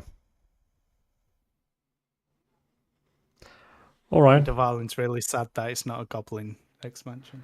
Well, I kind of just wanted housing, but screw that then. Oh yeah, I remember you was talking about housing. Yeah, a lot of Maybe people. That's one of the things they've not talked about, perhaps, or one of the things that'll be coming at a later stage. Yeah, Reddit is swarming with people who wanted housing, but now they're forced. If they master the profession side of it, because you've got to imagine if they're going to include player housing at some point, they need the profession side to work properly. It could be that they're seeing how the profession side works, and then, you've initially taken over the Dragon Isles and restored peace. Now there's a big baddie. Alexstrasza's gone crazy. She hates us all. We're going to have to kill her, but you also need a house. Construction. Yeah. All right. Let's round up. Thank you, Mike and Blackout, for joining me today. Thank you. Been a pleasure. And thanks to everyone watching. I know we're down on right now the lowest viewers we had this stream because basically we don't see the things, but probably 100,000 people is going to watch this after as a video. So thanks also to those watching. But yeah, have a great evening, everyone. Thanks to the two gentlemen joining me on this stream today. And see you around.